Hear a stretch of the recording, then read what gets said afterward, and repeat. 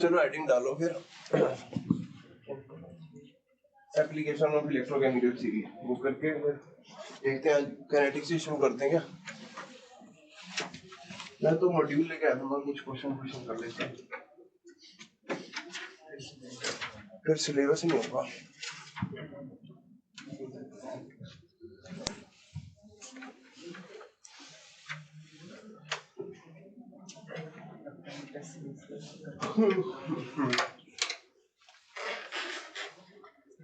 Electrochemical series तो तुम्हें लिखवा दी है, ठीक है?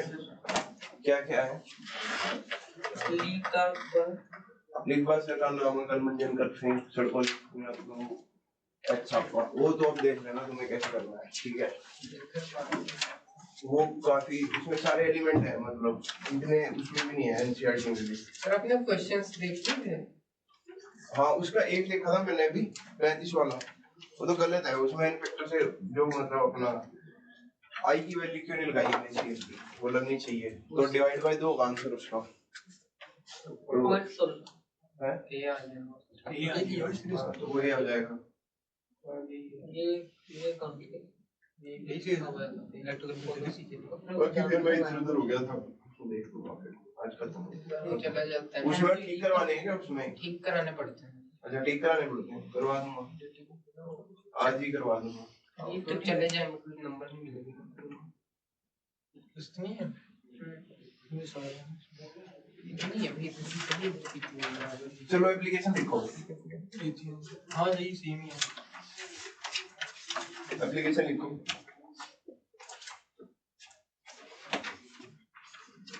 Predicting the spontaneity of redox reaction. Titrations पूरी होगी थी। टाइट्रेशन में यही है, बस एक हमने 2 की है। कौन सी वीक बेस स्ट्रांग एसिड कर ली? वीक एसिड बेस की है। Weak acid strong acid strong base, weak acid strong base, weak base strong acid. Weak base strong acid कर लो। वीक एसिड स्ट्रांग बेस का कैसे बनाया ग्राफ? वीक एसिड ऐसे ऐसे थोड़ा सा बढ़ के फिर पूरा इंक्रीज होता है। हाँ,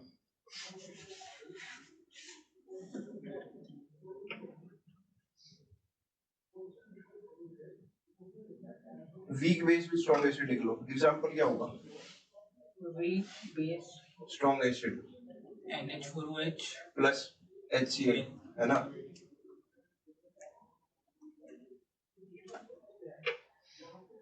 अब इसमें बनता है बफर। बफर कैसे बनेगा इन दोनों की रिएक्शन से? NH4OH और HCl। NH4Cl, तो वो क्या हो गया? तो Cl आगे कॉमन है। Cl कॉमन आयन हो गया। हाँ, तो NH4Cl हो गया ना। तो ऐसे ही तो कहते हैं कि उसका सॉल्ट होना चाहिए वीक बेस और उसका सॉल्ट हो जाएगा विद स्ट्रांग एसिड। इसको पूरी रिएक्शन में लिखो एक बार। NH4OH प्लस HCl, ठीक है ना? क्या बन गया? NH4Cl प्लस 2O, ठीक है? तो अब जो H प्लस है वो रिप्लेस किससे हो रहा है? NH4 प्लस आयन से, ठीक है? बफर क्या बन गया यहाँ पे? NH4OH plus NH4Cl। अब बफर में कंडक्टेंस कैसी रहती है? Almost constant.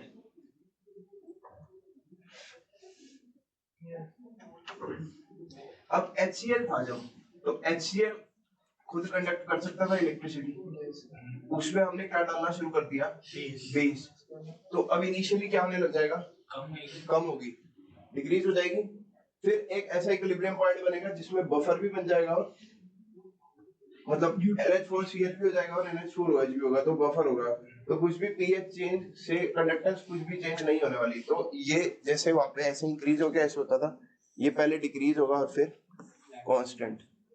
तो इसका कर्व ऐसे हो जाएगा। और इसमें हम डाल क्या रहे थे? Volume of NH4OH। इसको एक्सट्रापोलेट कर सकते हो क्योंकि HCl की कुछ तो वैल्यू होगी स्ट्रॉन्ग इलेक्ट्रोलाइट है। और यहाँ पे क्या था? कंडक्टेंस। इसका कर्व भी लिख लो। इसकी स्टेटमेंट लिख लो थोड़ी बहुत ताकि तुम्हें बाद में याद रहे हुआ क्या।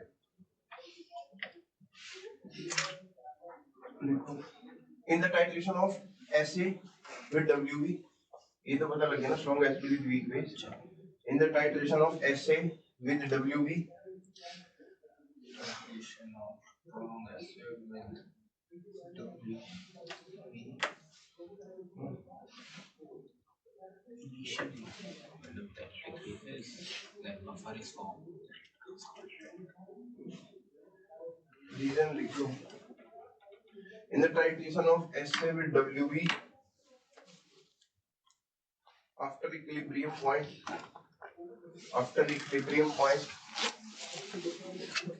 due to formation of basic buffer, conductance or Equilibrium point. after equilibrium point due to formation of basic buffer,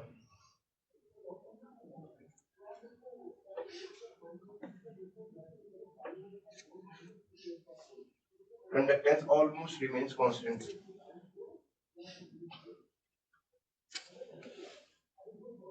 before equilibrium point क्या होता है?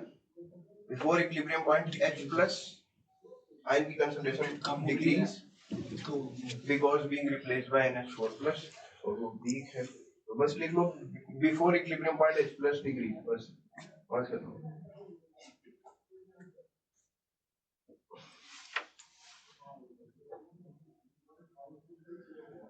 फोर्थ टाइट्रेशन लिखो, weak acid with weak base.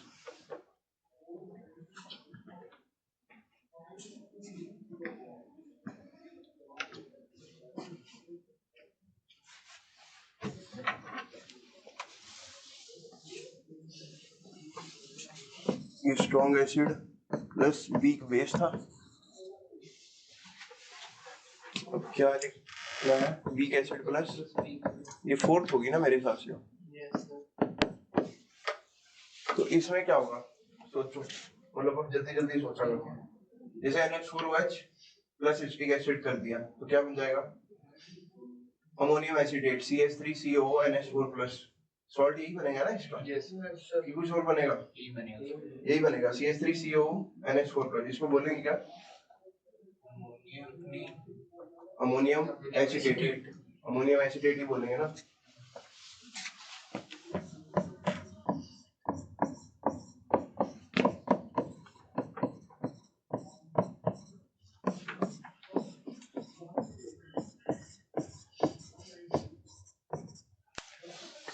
अब ये है सॉल्ट, और सॉल्ट कैसा होगा?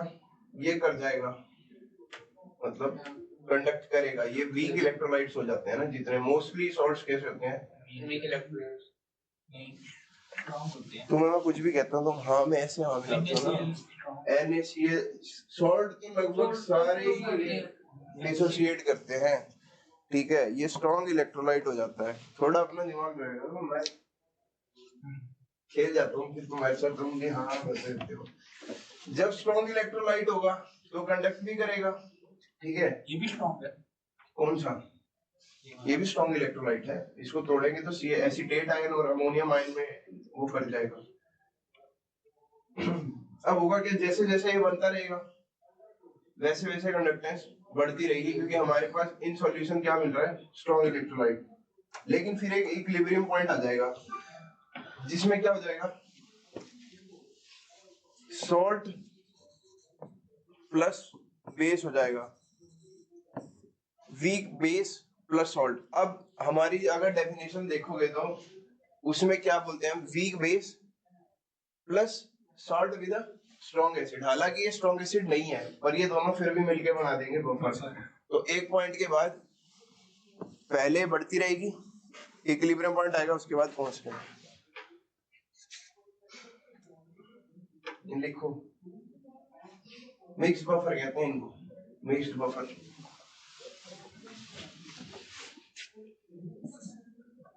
ये वॉल्यूम वही है NH4OH की। ये तो ग्राफ्स टाइप उसमें बने पड़े हैं अपना NCERT में, अगर थोड़ा देखते तो समझ आ जाता।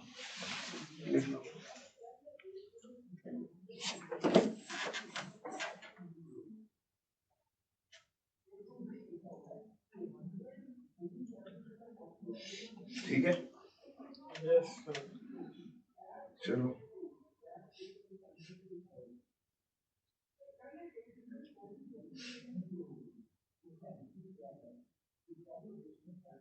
अब लिखो electrochemical series.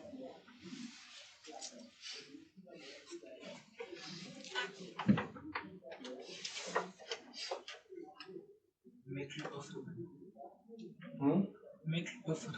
buffer।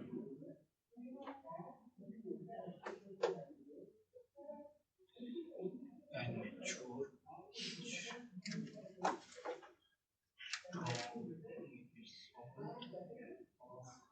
Strong, weak base.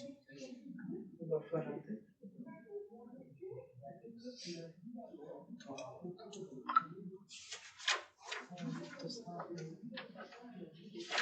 अगले बफर पे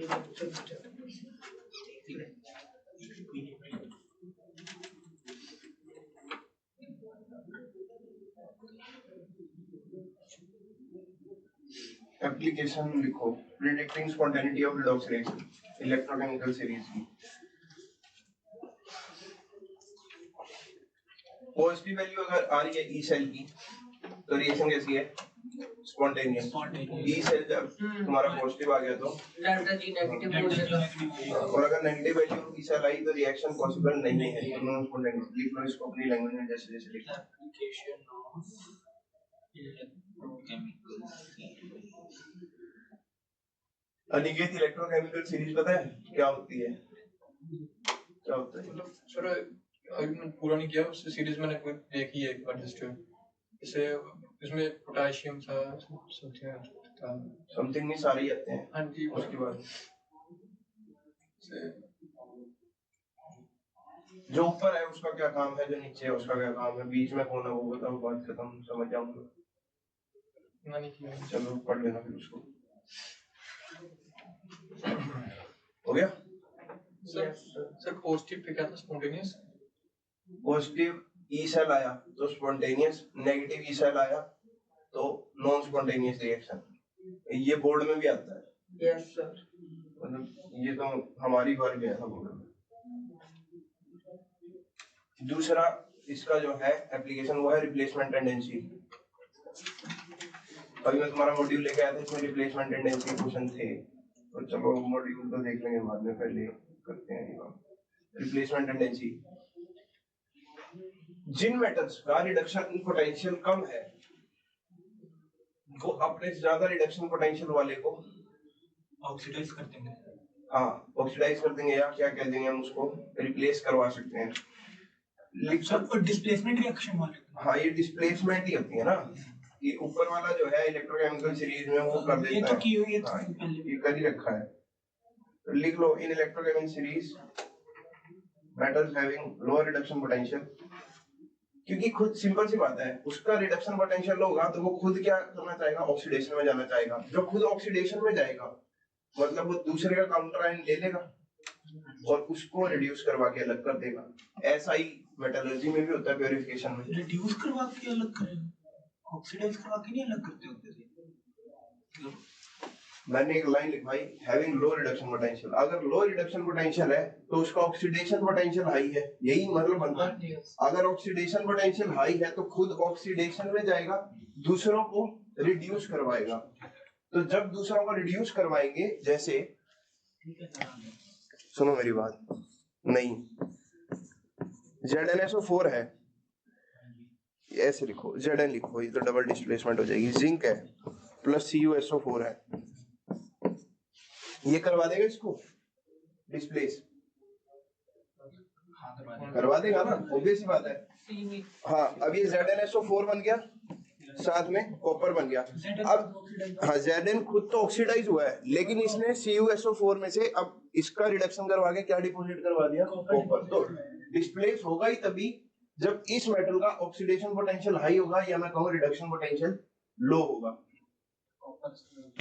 है ऑक्सीडेशन पोटेंशियल कॉपर से ज्यादा होना चाहिए। हाँ, कॉपर से ज्यादा होना चाहिए। अगर वही 90 में करते बस। हाँ बिल्कुल ऐसा ही है, बस यहाँ थोड़ा रीजन पता लग गया तुम्हें। Yes sir. अब मान लो यहाँ पे मैंने Ag कर दिया, ये नहीं करवा पाएगा क्योंकि ये इलेक्ट्रोकेमिकल सीरीज में कॉपर से नीचे है। या इसका हम ये कह सकते हैं कि बार इसका रिडक्शन पोटेंशियल हाई है तो ये इसको रिड्यूस नहीं करवा सकता, ये खुद ही रिडक्शन में चला जाएगा। लिखो in electrochemical series metals having lower reduction potential, metals having lower reduction potential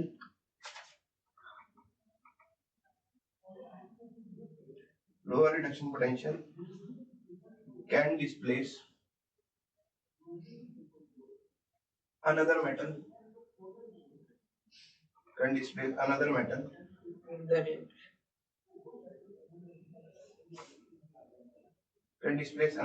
having higher reduction potential from its salt solution। रटिया जाना तो उसका तरीका भी बता रहा हूँ। जैसे ऐसे लिखा था लिखवा सर का नाम, जैसे ये है, ये ऐसी चलती जाएगी नीचे तक सीरीज। अगर कंपैरिजन में देगा ये उसको करवा सकता है या वो उसको नहीं करवा सकता, हमेशा याद रखना ऊपर वाला जो है नीचे वाले को करवा देगा, बात खत्म। तुम्हें ज्यादा अगर वहां पे दिमाग ना लग रहा हो, तुम्हें पता है शॉर्ट तुम्हारे नंबर तो आ ही जाएंगे अगर ये क्वेश्चन ठीक करा तो सीरीज ही लिख देना एक बार फटाफट, ऐसे अपनी गंदी राइटिंग में सर का नाम हो पूरा लिख के ऊपर वाले नीचे वाले को करवा देगा, बात खत्म। नंबर तो आ जाएंगे कम से कम, बाकी तो मेन का नंबर हो गई है। हाँ वहाँ पे सोचोगे ऑक्सीडेशन पोटेंशियल आएगी, इसका रिडक्शन, इतना दिमाग मत लगाने लग जाना, ज्यादा सोचिए। हाँ ज्यादा मत सोचना, ऊपर वाला नीचे वाले को करवा देगा। सिमिलर ही होता है हाइड्रोजन के लिए, डिस्प्लेसमेंट के लिए भी, ये कोई अलग ही टॉपिक नहीं है, सिंपल सी बात है। जो हाइड्रोजन से ऊपर वाले होंगे वो हाइड्रोजन को डिस्प्लेस करवा देंगे, जो हाइड्रोजन से नीचे वाले होंगे वो नहीं करवा सकते, ठीक है। पर इसका जो टॉपिक बनता है ऐसा होता है, कौन कौन हाइड्रोजन गैस लिबरेट करवा सकते हैं, H2 लिबरेट कौन करवाएगा, वही है जो ऊपर वाले हैं वो लिबरेट करवा देंगे, जो उसके नीचे है वो लिबरेट नहीं करवा सकते। लिखवाना है क्या? चलो ईज ऑफ ऑक्सीडेशन रिडक्शन, ये भी लिखवाने की जरूरत है। जिसका ऑक्सीडेशन पोटेंशियल हाई होगा वो ईज ऑफ ऑक्सीडेशन, उसकी ऑक्सीडेशन जल्दी हो जाएगी, ठीक है। अब टॉपिक आता है कोरोजन का और प्रोटेक्शन ऑफ कोरोजन। अब मेरे को नहीं लगता कोई फायदा है उसका, भाई वो पढ़ना ही है एफली थ्योरेटिकल हाँ थ्योरेटिकल है कि slow coating of metal with oxide and cell के साथ पढ़ते हैं ना सो बैटरीज। हां सेल बैटरी के साथ कोरोजन का भी टॉपिक है, मतलब वो सारे ही थ्योरेटिकल है, बहुत ज्यादा लिखवाना पड़ जाएगा। और उसको बचाने के लिए गैल्वेनाइजेशन करते हैं, ठीक है।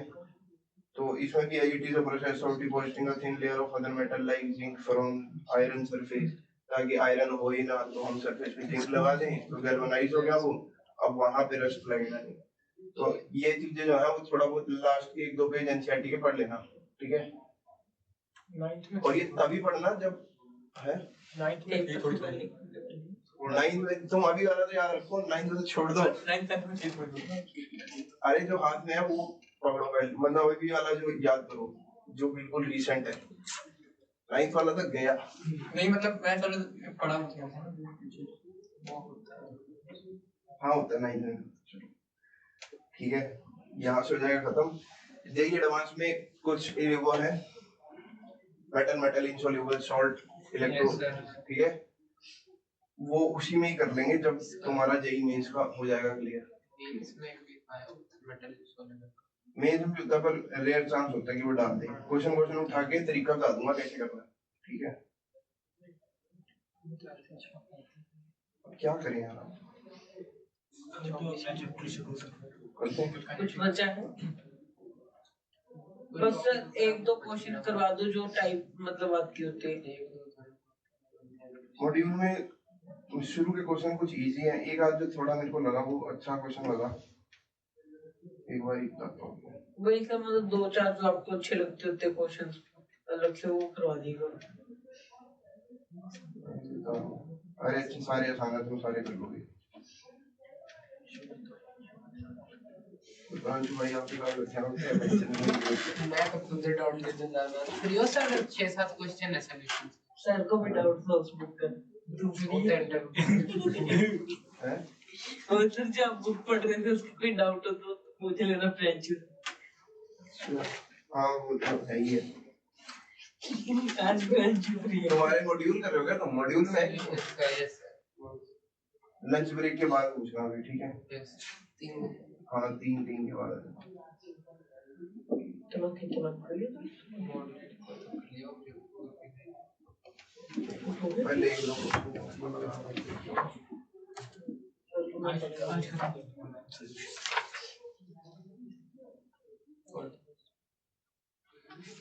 क्वेश्चन लिखना है तभी टाइम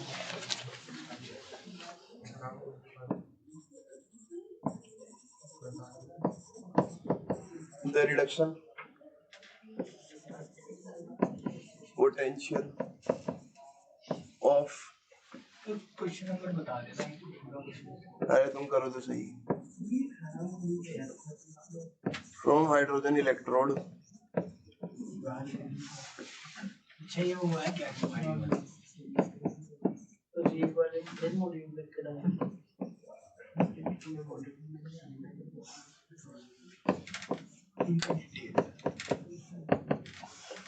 तुम्हारा मॉड्यूल अलग है क्या? Yes sir 0.1 molar concentration at 25 degrees Celsius will be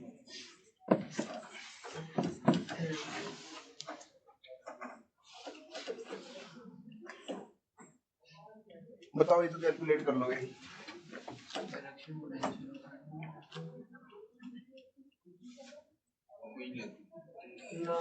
last equation अरे मोलर नाम है ये एक तो सब निकालने की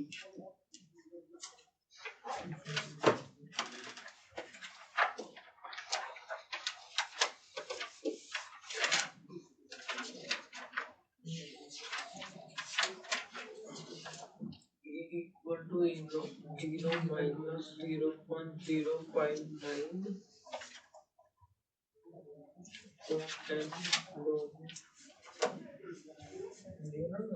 reduction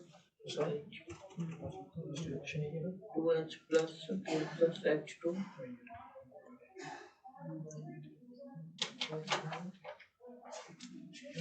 and इसमें बनने and तो बनने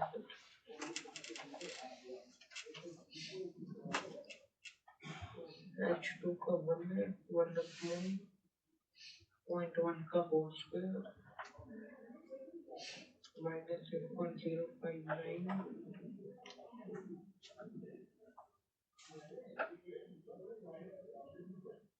into 2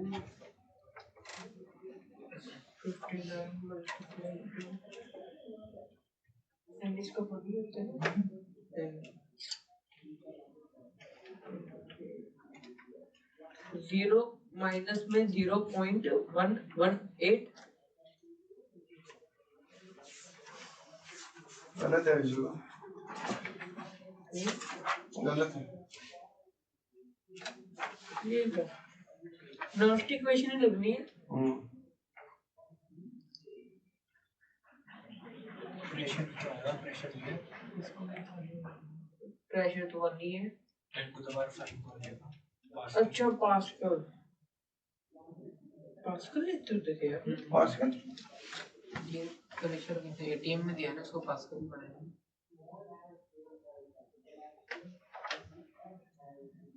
नहीं पास्कल में कर रहे हो पता नहीं एटीएम एटीएम में ही करते हैं अगर और इसका 0.0 तो लेते थे एंड तो 2 ये वन सर माइनस 0.059 है तो सही है वही एन की कंफ्यूजन होती थी तो क्या ले लिया था वन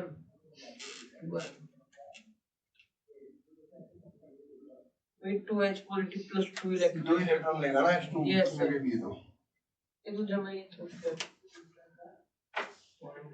जमा ही था क्या बस वही एन पर कंफ्यूजन थी बाकी तो बहुत बेसिक है चलो समझ में आ गया ना क्वेश्चन ही थी ना मैं कैलकुलेटर में क्या करना है कैलकुलेटर में हाँ करके कैलकुलेट करके लिखा ही तुमने सही से नहीं बिना कैलकुलेट किए हो जाती है कैलकुलेटर से नहीं लगाना बिना कैलकुलेट क्वेश्चन देखो cadmium 2+ plus 2 electron final form याद सॉलिड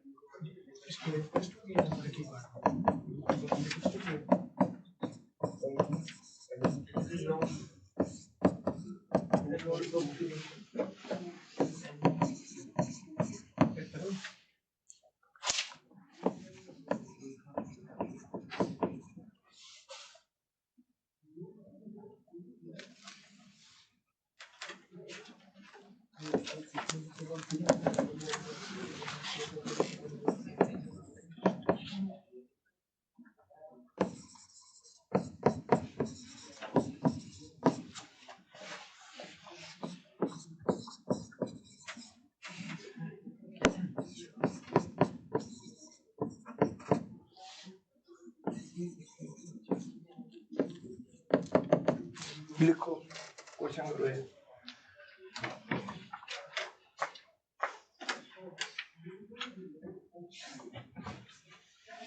रीडेबल है ना जो लिखा है यस सर ई नोट उसका दे रखा है, ई नोट उसका दे रखा है, डेल्टा जी नोट रिएक्शन होता है।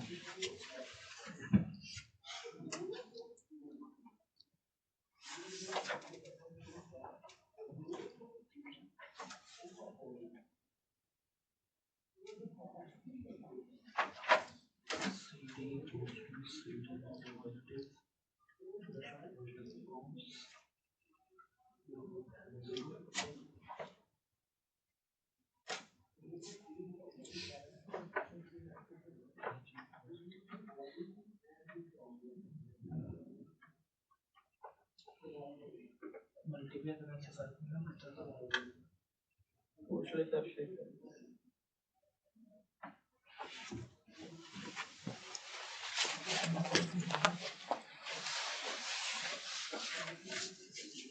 सर अगर हम एजी वाले को 2 से मल्टीप्लाई करेंगे एन पे क्योंकि delta G equal to minus n F U तो अपने आप करो, मैं जब लिखवा चुका हूँ सारी चीजें। -386 माइनस 386 नहीं है एन तो 2 ही है इसका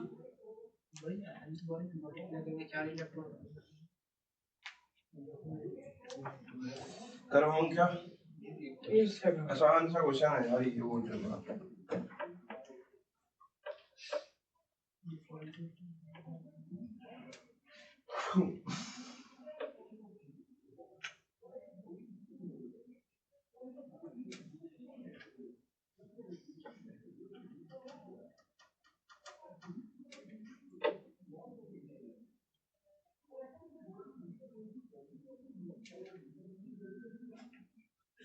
अच्छा ठीक है ई तो वही देगा ये गलती करती है तभी तो क्वेश्चन दिए जा रहे हैं क्योंकि इसमें n 2 हो जाएगा डेल्टा जी जब 2 से मल्टीप्लाई होगा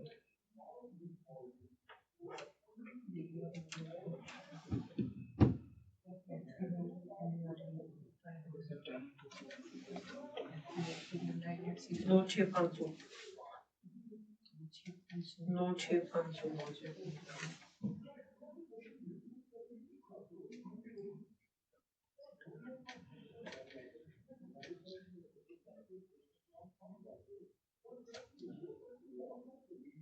231,600 231,600 प्लस भी नेगेटिव है इसमें तो माइनस नहीं माइनस देखता हूँ क्वेश्चन दिया ना 22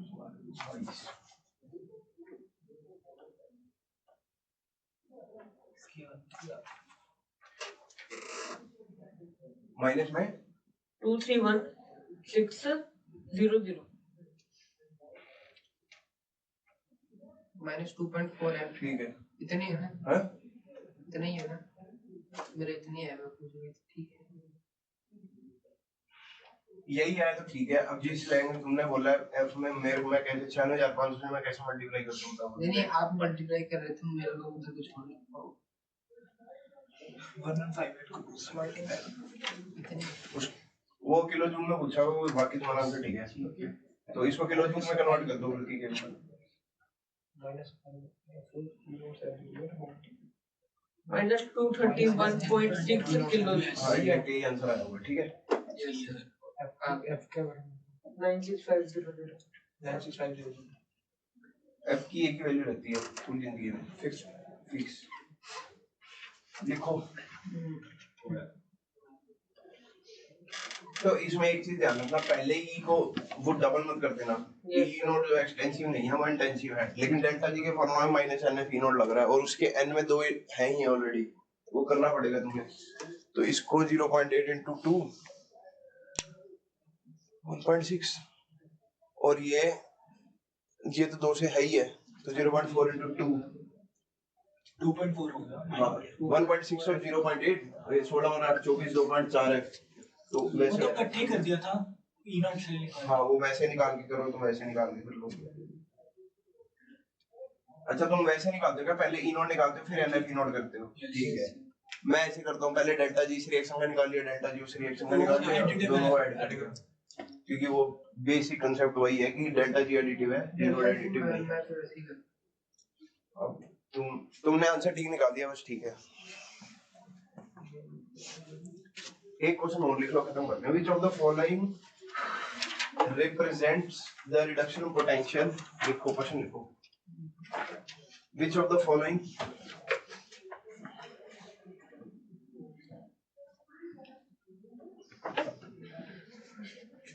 represents the reduction potential of silver wire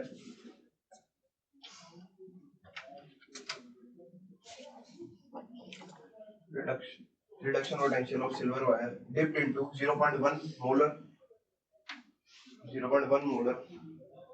AgNO3 solution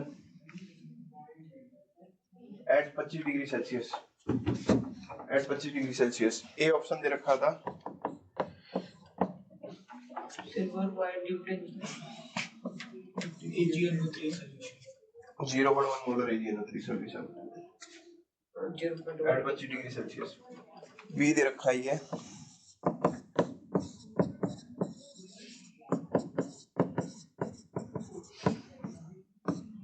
सी दे रखा है ये,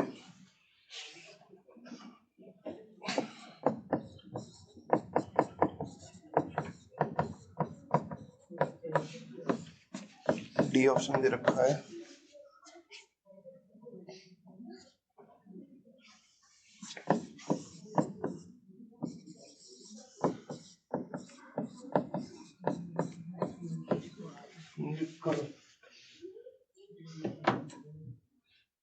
ऑप्शन है, क्वेश्चन में लिखवा दिया।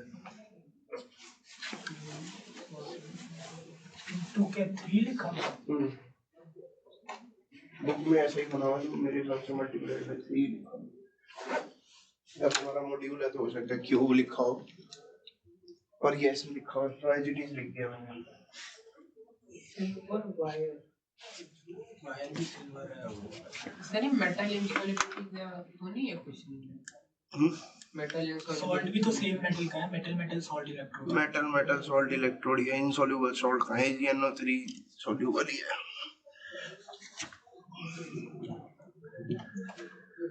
दिखा दो यार, जल्दी करो, ये तो मतलब ये लगा के चलो कि ऐसे ही तुम्हारी परीक्षा चल रही है, 1 मिनट में आंसर निकालना है और फिर अगला तुम्हें फिजिक्स और मैथ भी देखना है। ऐसे नहीं कि यहाँ क्लास चल रही है तो आराम से लगे हुए हो फॉर्मूला लगाने पे।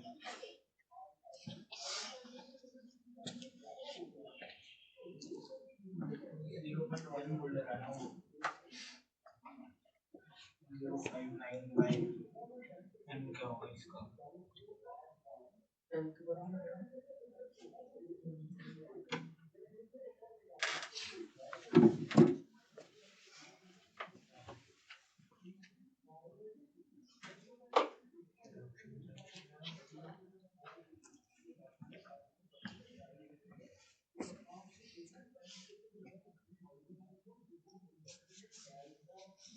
हो गया मेरे हिसाब से 1 मिनट। सर सी सी नहीं, सी नहीं, सी होगा। नहीं मेरे हिसाब से तो लग रहा है कि लगने से नहीं होता, ये तो पेन चलेगा तो बी आंसर है है। सर। बी है। ये है तो फिर रिडक्शन होना चाहिए। ऐसा नहीं होता, ऑक्सीडेशन की टर्म्स में भी तो आ सकते हैं बी हम। है। अच्छा ये भी अपनी मर्जी से नहीं होता कि जो तुम कुछ भी करी जाओ। बी आ रहा वो ठीक है, सी तो पता नहीं तुमने कैसे बोल दिया, जैसे उसने सी बोला तुमने भी सी बोल दिया। सही लग रहा था मेरे को। नहीं लगना नहीं है, मैं पहले ही बोल रहा हूँ, फॉर्मूला लगा लगना तो है ही नहीं। लगना क्या है इसमें? फॉर्मूला लगाने के बाद ना मतलब क्या फॉर्मूला लगाया है? वही जो लगा दिया मतलब जो हमने मतलब थोड़ा बोल दो, फॉर्मूला बोल दो क्या लगाया, पता लग जाएगा ना फटाफट। लॉग वाले सर लॉग 1 पूरा आंसर पूरा फॉर्मूला बोलो ना, लगने से नहीं, मैं बता रहा हूँ लगना नहीं है। तुम फॉर्मूला बताओ क्या करा। बी है। आरटी हाँ आरटी log 1 अपॉन हाँ और 0 मतलब जो मतलब नीचे वैल्यू दी होती है हमने जैसे 0.1 मोलर वाला है। ठीक है, और कुछ नहीं लगाया तो ई नोट कहाँ से आ गया फिर इसमें ऑप्शन में? छोड़ो, ई सेल होता है E naught reduction minus 25 degree Celsius दे रखा है तो 0.059 अपॉन एन। अब बात है कि रिएक्शन ये हो रही होगी, एजी प्लस एक इलेक्ट्रॉन लेके एजी में डिपॉजिट हो रहा है सिल्वर वायर। अब इसका Ag प्लस का कंसंट्रेशन जो है ये AgNO3 से आ रहा होगा और इसका सॉल्यूशन कितना है 0.1 मोलर, तो इसका 1 0.0591 अपॉन n। आगे क्या करते हैं भाई बताओ, लॉग कंसंट्रेशन ऑफ इसकी तो 1 ही हो जाएगी अपॉन 0.1, इसको ये एज इट इज चल रहा है माइनस 0.0591 लिख लिया, इसको log 10 की पावर -1 लिख सकता हूँ तो -1 log 10 हो जाएगा log m की पावर n। ये तो सर लॉग की प्रॉपर्टी है ऐसी। ये तो सीधा log 10 आ गया। तो log 10 1 हो जाएगा log 10 कोई 1 है। एक मिनट, log 1 अपॉन 0.1 इसको क्या लिखेंगे? लोग रिडक्शन। एक मिनट रुक लो भाई, मैंने तभी पहले सी बोल रहा था मैं। इसको जो है ना सर जो डी पार्ट है मेरे ख्याल से उसमें 3 नहीं होना चाहिए। एक मिनट 1/10 0.1 तो इसका 10 ऊपर आ जाएगा ना, यस सर। तो इसको ई नॉट रिडक्शन -0.059 आना चाहिए और ऑप्शन में तो प्लस दे रखा है। वही डी में 3 नहीं होना चाहिए। पहले मेरा -0.059 आया तो मैंने सोचा फिर सी होगा। ये क्वेश्चन है तुम्हारा 25 मॉड्यूल का, एक रुको इसको डाल के देखता हूँ इंटरनेट पे।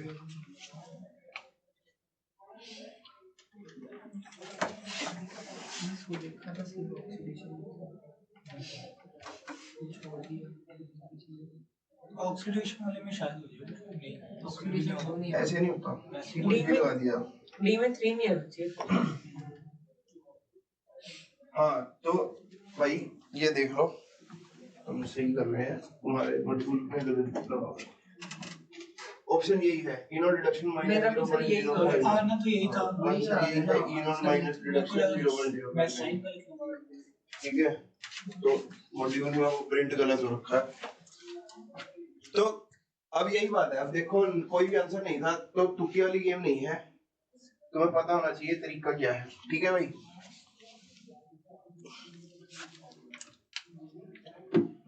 तो ऐसे ऐसे क्वेश्चन देखने को मिल सकते हैं। मैंने तो शीट पे जैसे बताया था सी बोल दिया। एक बार देखो ऑक्सीडेशन। ठीक है भाई, अब काइनेटिक्स शुरू कर देते हैं।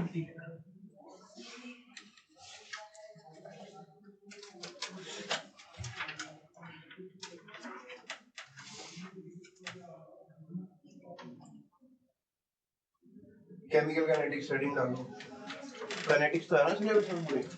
Yes sir. इसको काइनेटिक्स,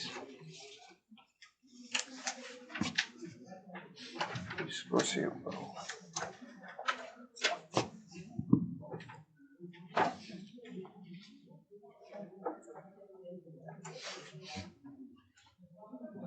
केमिकल काइनेटिक्स है क्या, क्यों पढ़ रहे हैं? रेट ऑफ रिएक्शन क्या है? कितनी देर में रिएक्शन होगी, रिएक्शन या फिर हमें कैसे पता लग रहा है रिएक्शन हो रही है? कैसे rate of formation of product. या फिर यूटिलाइजेशन। तो बेसिकली यही है कि जैसे जैसे हमारी रिएक्टेंट की कंसंट्रेशन कम हो रही है, कम होती जा रही है, प्रोडक्ट की कंसंट्रेशन बढ़ती जा रही है, विद टाइम उसी चीज के एनालिसिस को हम करते हैं केमिकल काइनेटिक्स में। आगे फर्दर बहुत सारे यूजेस हैं जैसे कल बता ही रहा था, 573 मोटा मोटा हाँ 5730 इयर्स, ऐसी ऐसी चीजें जो है बहुत सारी हैं। तो लिख लो पहले, थोड़ा बहुत ताकि पता लग जाए। Chemical kinetics deals with reaction कहां तक हुई, एक्सटेंट ऑफ रिएक्शन ये कौन बताता है? काइनेटिक्स ही बता रहा है। नहीं ये वो रिएक्शन कहां तक हुई ये बताता है केमिकल इक्विलिब्रियम। सबसे पहले होता है रिएक्शन का होना या ना होना, थर्मोडायनामिक्स थर्मोडायनामिक्स डेल्टा जी। फिर रिएक्शन हो रही है, अच्छी बात है, रिएक्शन कहां तक होगी इक्विलिब्रियम ये बताएगा इक्विलिब्रियम। इक्विलिब्रियम में भी होता है और उसमें फिर तुम्हारा फॉरवर्ड रिएक्शन जा रही है, फॉरवर्ड कितनी जा रही है, बैकवर्ड कितनी जा रही है, वो इक्विलिब्रियम बताएगा, ठीक है। उसके बाद रिएक्शन कितनी तेजी से जा रही है ये काइनेटिक्स बताएगा। तो ये तीन चैप्टर तो हमारी को बेसिक केमिस्ट्री का आइडिया दे देते हैं, फिजिकल केमिस्ट्री का कि क्या एक्चुअल में होने वाला है। Chemical kinetics deals with variation in concentration of reactants with time. Chemical kinetics deals with variation in concentration of reactants and products. अब मैंने वेरिएशन लिखवा दिया तो ऑब्वियस बात है रिएक्टेंट घट रहे होंगे, प्रोडक्ट बढ़ रहे होंगे। Variation in concentration of reactant and product with time,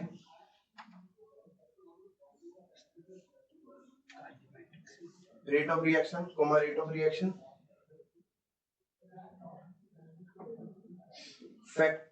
factors Factors affecting rate of reaction. factors affecting rate of reaction,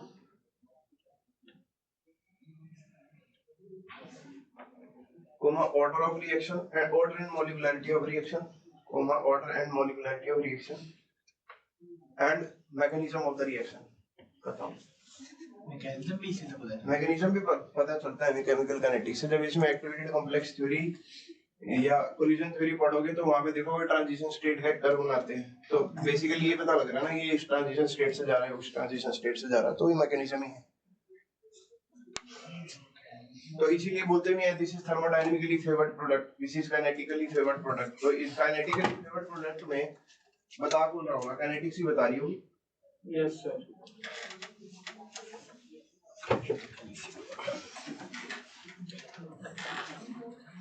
अब कुछ चीजें जो है तुम्हें नहीं लिखवा रहा हूँ, बता रहा हूँ।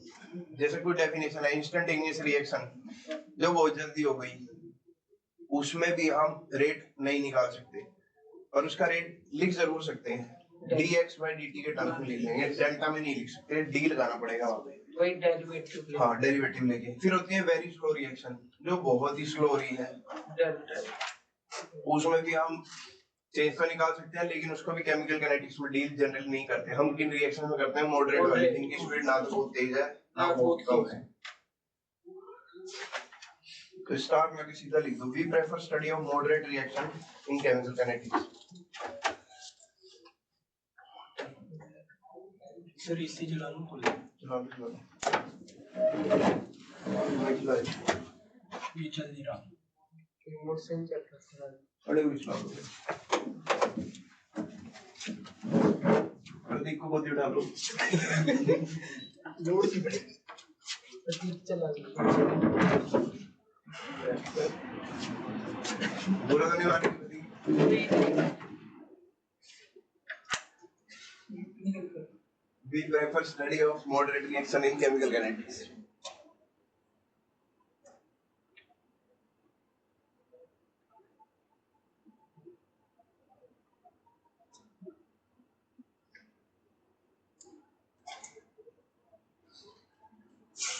जैसे A plus 2B gives 4C, ठीक है।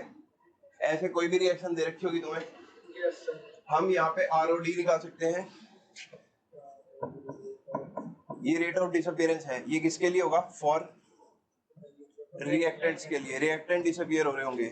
माइनस और ROF, अब उस पे आऊंगा मैं, ये होंगे फॉर प्रोडक्ट्स के लिए, ये रेट ऑफ फॉर्मेशन। इतना ही संक्षेप में लिख लो।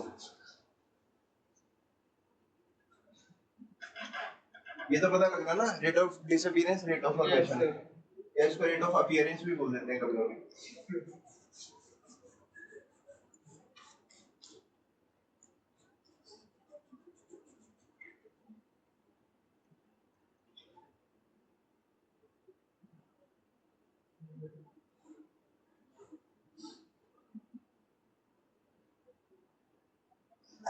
अब लिखो टाइप्स ऑफ आरओडी एंड आरओएफ। ये रेट ऑफ डिसअपीयरेंस और रेट ऑफ फॉर्मेशन के टाइप कौन कौन से हैं?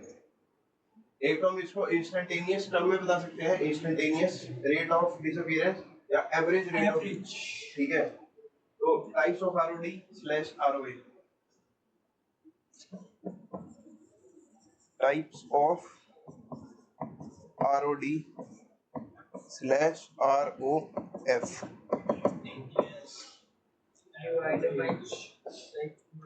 पहला लिख लो average rate, average rate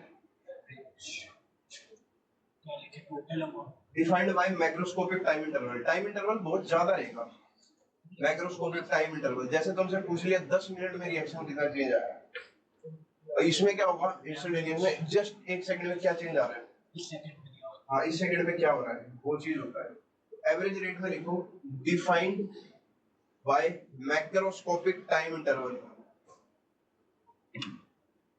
second instantaneous में लिखो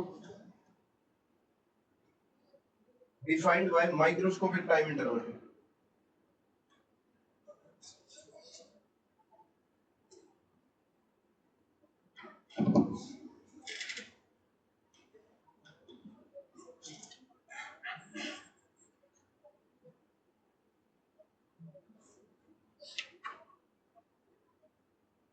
हमेशा याद रखना ये पॉजिटिव वैल्यू भी आनी चाहिए, रेट ऑफ डिसअपीयरेंस की भी पॉजिटिव वैल्यू आनी चाहिए और रेट ऑफ फॉर्मेशन की भी पॉजिटिव वैल्यू आनी चाहिए। बस रेट ऑफ डिसअपीयरेंस में हम ऑलरेडी नेगेटिव साइन पहले लेकर चलते हैं, minus d concentration of A by dt लेके चलेंगे, ठीक है।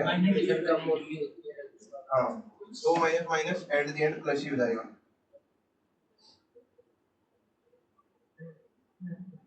और इंस्टेंटेनियस रेट, मान लो अगर तुम्हें कोई कर्व दे रखा हो और वहां पे पूछ ले, कर्व दे लिया, हाँ ये जो टेंजेंट निकलेगा मान लो इस पॉइंट से इस ये टाइम पे पूछ लिया, तो ये जो टेंजेंट निकल रहा होगा ये इसका इंस्टेंटेनियस रेट बता देगा, ठीक है।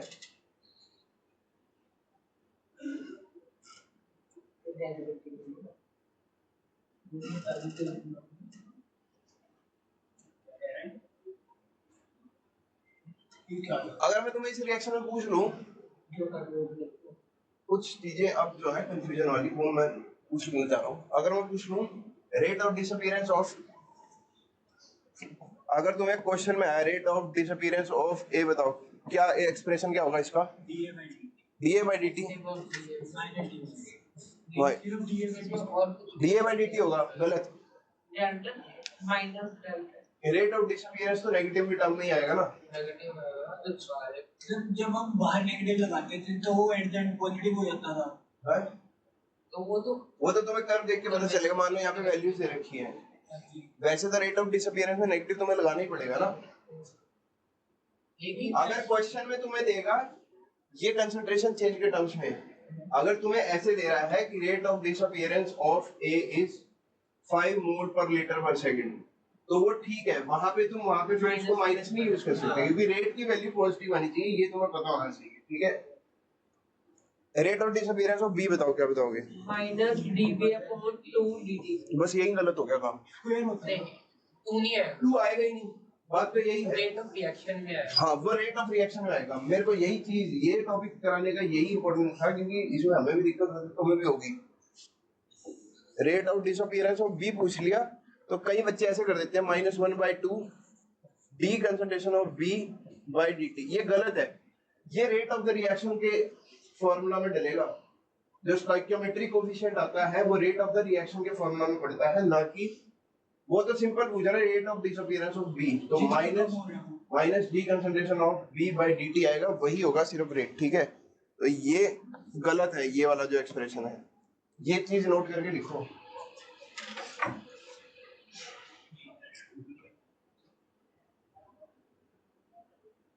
सर प्रोडक्ट वाली साइड तो सिर्फ dc by dt ही आएगा ना, इसमें प्रोडक्ट में वो सिर्फ रेट ऑफ अपीयरेंस अगर पूछ रखा है तो डीसी बाई डी आएगा। ह्यूमिडिटी है, अगर रेट ऑफ रिएक्शन पूछ रखा हो तो क्या आएगा? आगे बढ़ो। आगे माइनस आ जाएगा। कैसे मतलब? अगर रेट ऑफ रिएक्शन पूछ लिया, छोड़ो अभी आ रहा हूँ।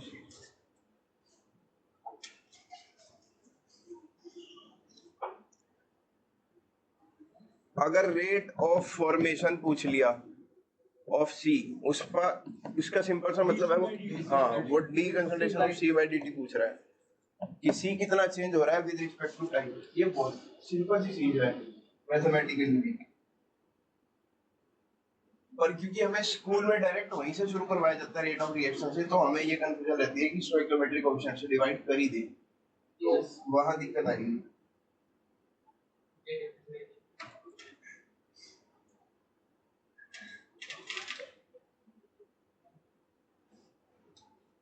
और अगर डी लगा रहा हूँ तो ये इंस्टेंटेनियस रेट है, सही है ना? ये तो चलो आराम से समझ आ जाएगा। अब लिखो जनरल कोई भी रिएक्शन। कितना क्लियर हो गया ना? अब ए ए प्लस बी बी, ये जो है हमें सी सी दे रहा है।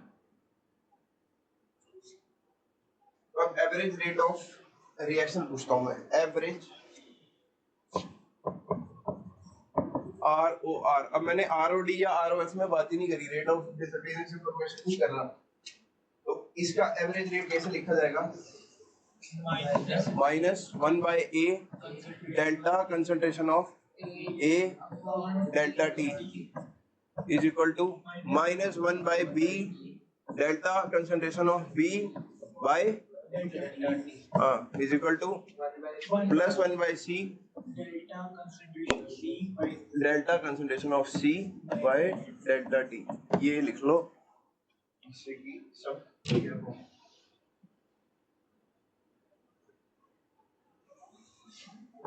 और इंस्टेंटेनियस रेट ऑफ रिएक्शन आ जाए तो minus 1 by A d A by d t is equal to minus 1 by B d concentration of B by d t is equal to 1 by small c d concentration of c by dt। कुछ नहीं, delta को d से change किया है।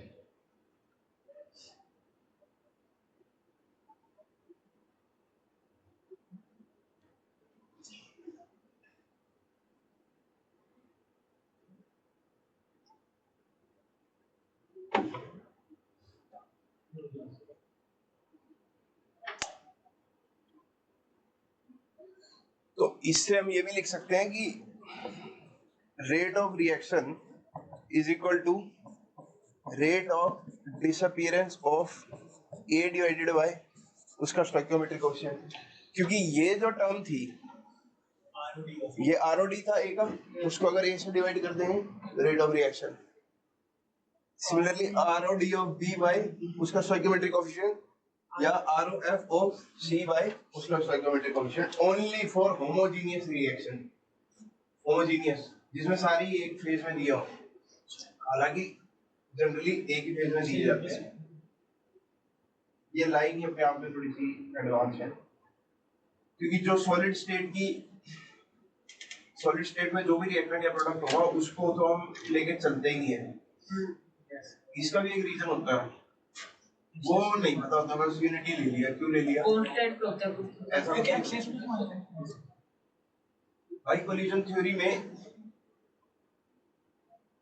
3 factor काम करते हैं, energy वाला और प्रोबेबिलिटी फैक्टर और फ्रीक्वेंसी फैक्टर। ये होगा भी कोलिजन या नहीं। सॉलिड के पार्टिकल के पास इतनी एनर्जी होती नहीं है कि वो आपस में एक दूसरे से टकराएं। तो जनरली जो रिएक्शन होती है, कभी भी देखना, हमेशा गैसियस और एक्वस वाली पढ़ रहे होते हो। ऐसा तो है नहीं कि दो सॉलिड्स को मिलाया, चौक और एक और किसी चीज सॉलिड को मिलाया और रिएक्शन हो गई। ऐसा तो नहीं होता, चौक अलग पड़ी रहती है, वो अलग पड़ा रहेगा। चौक और पनीर मिला दिया तो कोई मतलब नहीं ना कि चौक पनीर बन गया, ऐसा तो कुछ है नहीं। ठीक है, तो वो रिएक्शन को पहले उस फेज में लेके जाना पड़ता है। लिक्विड फेज में रिएक्शन होती है, गैसियस फेज में रिएक्शन हो जाती है, लेकिन सॉलिड ऐसा नहीं होता कि चुंबक में कुछ मिलाया तो चुम्बक बन गया, कुछ नहीं है। तो ऐसी ऐसी चीजें ये पता होनी चाहिए चीज ये। बहुत मेरे को तो बहुत, जब मैंने एमएससी में जाके पढ़ी केमिकल काइनेटिक्स, मुझे इसका रीजन तब पता चला कि सॉलिड फेज में जनरली रिएक्शन क्यों नहीं होती। सिर्फ अमलगम पढ़ते हैं हम सॉलिड सॉलिड का, वो भी इतना ज्यादा कहाँ पढ़ते हैं हम, बस नाम पता होता है थोड़ी अमलगम NaHG, बस यही सब पता होता है। कहाँ स्टडी करी हमने अमलगम की, क्योंकि वो रिएक्शन इतनी ज्यादा एक्सटेंट पे है ही नहीं। अब units of rate of appearance या रेट ऑफ डिसअपीयरेंस फंक्शन तो क्या होगी? कंसंट्रेशन होती है मोल पर लीटर पर सेकंड आ जाएगा, ठीक है। तो यूनिट्स हो जाएंगी मोल पर लीटर पर सेकंड, क्योंकि मोलैरिटी की कंसंट्रेशन मोल पर लीटर है ही है और साथ में अपॉन में dt लगा हुआ है, तो पर सेकंड यूनिट्स लिख लेना। ऐसा यूनिट बता दो जल्दी। मोल per metre cube. Mole per metre cube per second.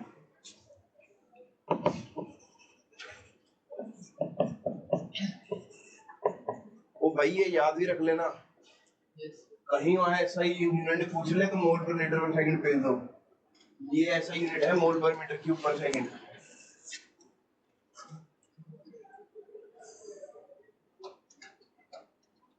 तो क्या करवाएं?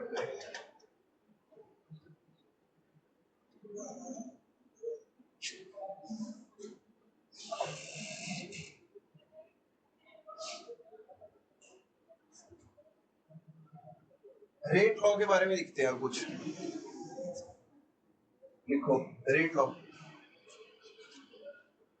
ये एक तरीका है रेट को बताने का। कैसे? जो स्टोइकियोमेट्रिक कोएफिशिएंट से डिवाइड करो कंसंट्रेशन बाय dt। ये क्या है? एक मेथड। हम रेट लॉ से भी रेट ऑफ द रिएक्शन को बता सकते हैं, वो तुम्हें पता ही होगा। के कंसंट्रेशन ऑफ A का ऑर्डर ऐसे और B का ऑर्डर, जितने भी मतलब तुम्हें रिएक्टिव स्पीशीज दे रखी हो। अब लिखो रेट लॉ, बहुत जरूरी है। कई बार इन दोनों के बीच में कोरिलेशन भी होता है, रेट लॉ से और जो पीछे एक रेट लिखवाया है उस निकालने के तरीके से इन दोनों में रिलेशन आ जाता है। तो ये कैसे होगा?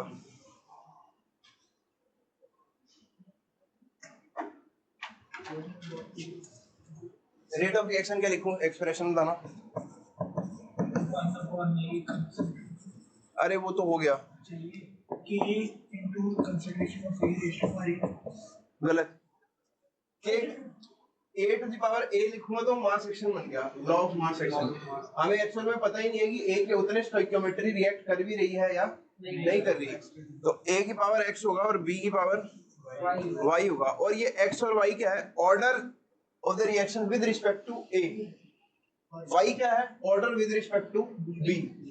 तो x और y इसके स्टोइकियोमेट्रिक कोएफिशिएंट नहीं है। हाँ, लॉ ऑफ मास एक्शन में हम लिख सकते हैं a to the power a b to the power b। तो यहाँ पे जरूर लिखना x क्या है? Order of reaction with respect to a। Order of reaction with respect to b। और x प्लस y हमें क्या दे देगा?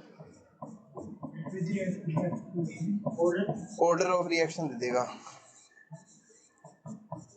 हाँ, ए बी का देगा तो भी तो पूरी रिएक्शन का मिल ही जाएगा, एक ही बात है।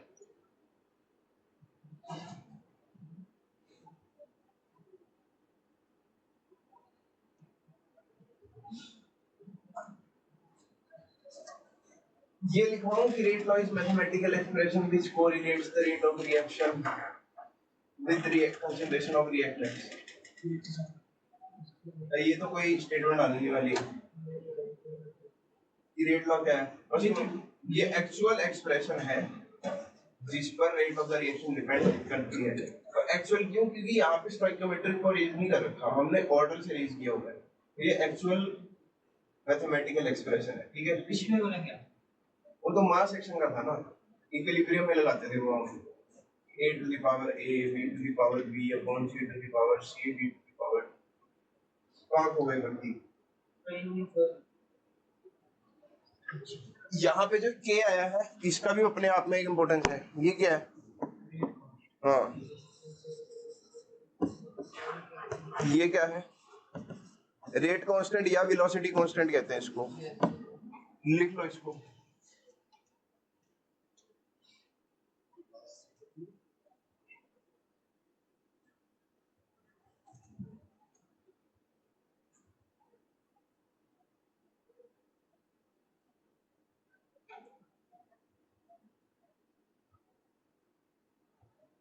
यूनिट की बात करें थोड़ी सी यहीं पे कर लेते हैं। यूनिट ऑफ के अगर मैं करवाऊं,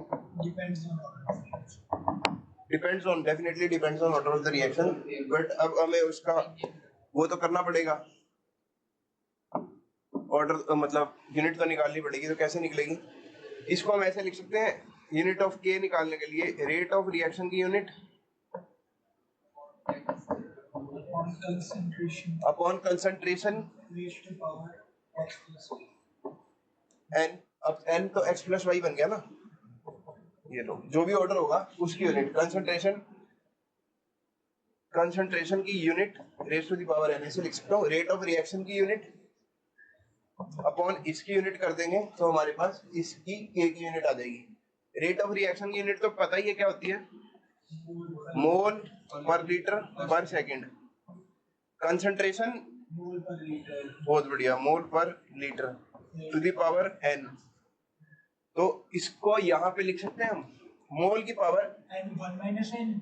अब ये देखो लीटर की पावर n-1 मोल की पावर 1 माइनस एन, ये यहाँ पे मोल पर लीटर की पावर एन मोल पर लीटर पर सेकंड। मोल की पावर 1 माइनस एन, लीटर की पावर n-1 सेकंड इनवर्स। याद रखना बस इसको, इम्पोर्टेंट है ये, सिर्फ रिलेशन भी याद रख लेना। क्या हो गया? कुछ नहीं सर। ये लीटर की पावर माइनस एन आएगा। नहीं, मैं तो मोल पर लीटर के होल पावर की वो एक ही बात है। वो सब अपना अपना तरीका होता है। मैं ऐसे ही करता हूँ, मोल की पावर 1 माइनस एन, क्योंकि जब भी मेरे पास कोई पेपर आता है, अभी तक भी आता है, तो मेरे को ये आसान पड़ता है। मैं पहले मोल में 1 माइनस एन, लीटर में n-1 second inverse. Zero order reaction की अनिकेत ये बताओ क्या यूनिट होगी के की? क्वेश्चन है ये तुम्हारे लिए बिल्कुल basic. For zero order reaction के की यूनिट क्या होगी?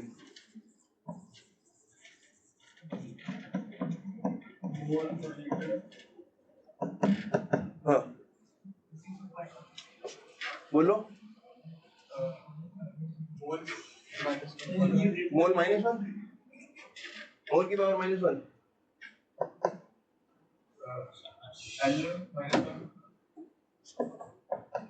हाँ यार अब रिलेशन लिखा हुआ है, एन मैंने बोल दिया जीरो, मोल में 1 माइनस 0 1 आएगा ना। क्या यार, मोल पर लीटर पर सेकंड। और बाकी तो राजू सेकंड ऑर्डर रिएक्शन के लिए यूनिट क्या आएगी? सेकंड के लिए आएगी सर मोल की पावर -1 एल में बात आती है। हाँ, और सेकंड इनवर्स। ठीक है, तो अब वो तो कर लोगे अपने आप ही।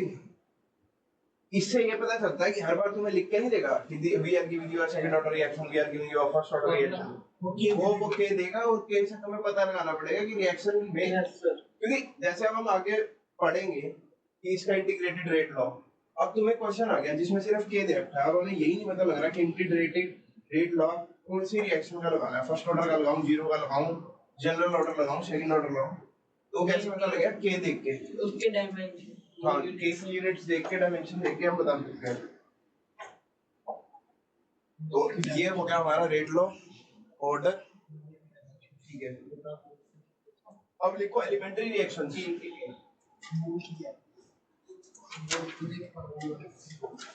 एलिमेंट्री रिएक्शन लिखो। एलिमेंट्री रिएक्शन क्या होती है भाई? जिनमें एक ही स्टेप हाँ, जो भी रिएक्शन एक स्टेप में कंप्लीट हो जाए वो एलिमेंट्री है। लिखो any reaction that takes place only in one step.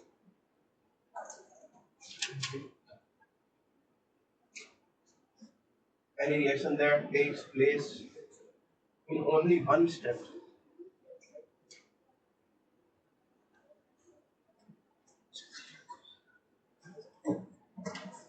Star लगा के लिखो no formation of intermediate, intermediate नहीं बनेगा इस रिएक्शन में, no formation of intermediate.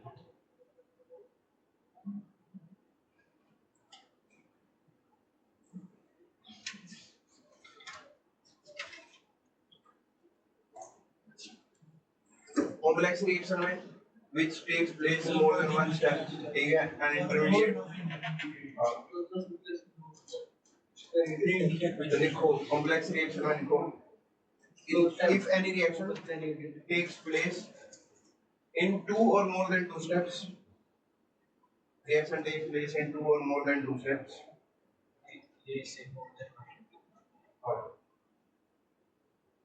and one or more than one intermediate is formed, and one or more than one intermediate is formed.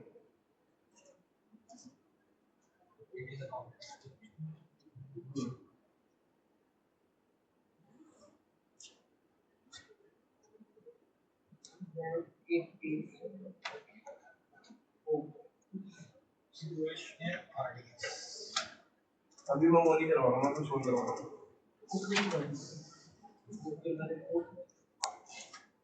अब जैसे रिएक्शन थी A plus B gives C, law of mass action में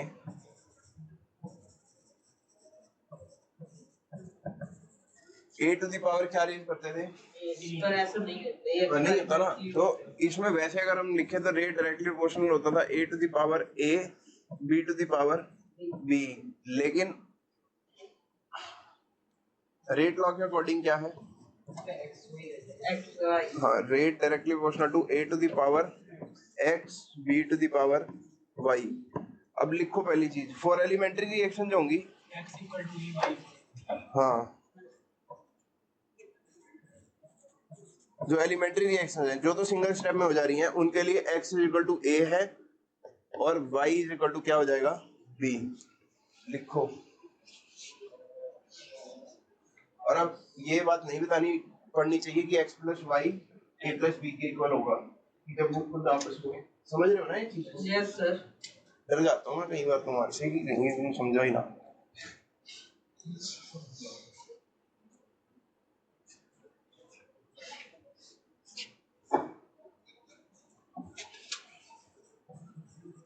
लेकिन for complex reactions x is not equal to a, not always, x equal to a, but some but may or may not be. may or may not। Actually but कभी कभी simple सी बात लिखो, x plus y a plus b के equal हो भी सकता है, और x plus y not equal to a plus b, both are possible. हो सकता है कि दोनों इक्वल आ जाए, हो सकता है दोनों इक्वल ना आए।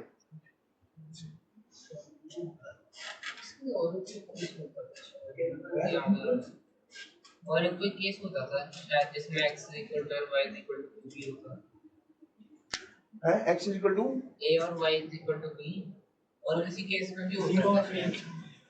था जीरो ऑर्डर रिएक्शन। हाँ ऐसा जीरो ऑर्डर रिएक्शन में x equal to a y equal to, कोई कंसंट्रेशन की पावर ही रेज नहीं होती जीरो ऑर्डर रिएक्शन में। a और b x और y की तो बात ही खत्म हो गई, वो रेज की पावर जीरो ही आता है, किसी से फर्क ही नहीं पड़ता, कंसंट्रेशन से कोई फर्क ही नहीं पड़ रहा, क्या x equal to a y equal to b करके क्या होगा उसमें। और वो जो तुम केस कह रहे हो मैंने नहीं पढ़ा आज तक, और काइनेटिक्स को मैं बहुत बेहतरीन तरीके से पढ़ता मैंने हूं। भी नहीं पढ़ा। तुम्हारी तो काइनेटिक खत्म हो जाएगी थोड़ी सी देर में, फर्स्ट ऑर्डर ज्यादा से ज्यादा मैं ना ऑर्डर करा दूंगा, मेरी तो वहां से शुरू होगी, Michael Menten plot, parallel reaction, sequential reaction, catalysis, Michael Menten plot, और समझने ACT TST, activated complex theory, transitional state theory, graphs. Kinetics तो ये तो क्या बहुत भयंकर है। आज सोच के थोड़ी आया था काइनेटिक्स पढ़ाने, सोच रहा था कि चलो क्वेश्चन कर लेंगे, और अब काइनेटिक्स ही कर लेंगे। हो गया सर। लिख लो स्टार में आगे, law of mass action has no significance for complex reactions. मतलब ये मैथमेटिकल का सार यही है कि law of mass action has no significance for complex reactions.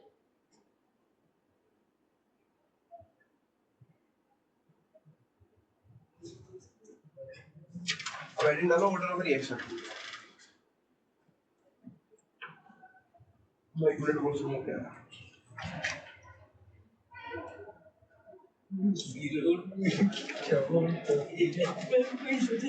मेरे को कोई लाने की कोशिश कर रहा है बोले तू भी बोल भाई मैंने तो कुछ नहीं बोला। मैं तो ऐसे ही जीरो ऑर्डर में कैसे हो कुछ जल्दी करना था कर दी भारी पड़ेगी।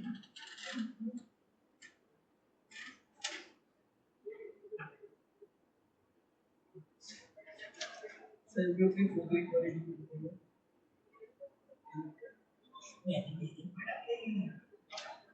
अच्छा अब नौकरी वाले बच्चों को जाके बोलूंगा फिर तेरे को तो मैं स्वार को बोलूंगा तो तो मुझे पढ़ाई किया हमने ये पढ़ाई वो पढ़ाई इस तरह तो मैं पैदा होते बच्चे को बोलूंगा क्यों मेरी बेटा क्या बोझने के कैटलिस्ट का नाम से पैदा हुआ जहाँ पे दिक्कत होगी ना वहाँ पे तो मेरी छेद होगी बच्चा प्लस माइनस ही बड़े जहाँ पे दिक्कत होती है ना वो तो कभी छूता नहीं भाई बेटा ये नहीं ये वाला क्वेश्चन करना है डिफरेंशिएशन। ये चीज तो मेडिकल वालों के साथ भी कर सकते हैं कि जहाँ पे तुम्हारी खत्म होती है तुम्हारी शुरू होती है।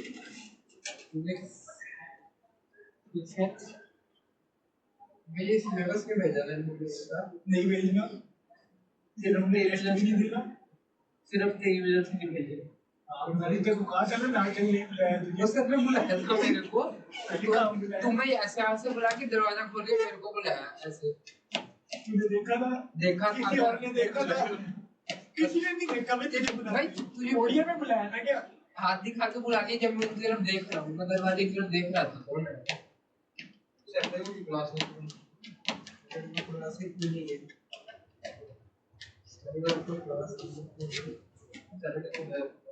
मतलब कितना यार ये चीज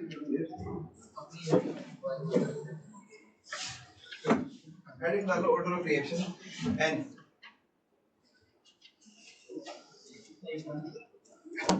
order of the reaction N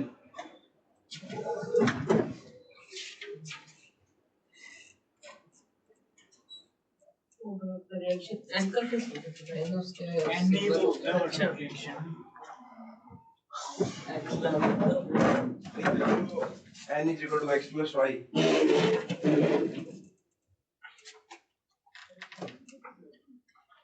n is equal to x plus y। अब इसकी प्रॉपर्टीज जरूर लिखना क्योंकि डायरेक्ट प्रॉपर्टीज में से सेक्शन रीजन आ सकता है डायरेक्ट कुछ भी आ सकता है तो लिखो n is equal to x plus y है क्या अब लिखना शुरू करो sum of the power of concentration sum of the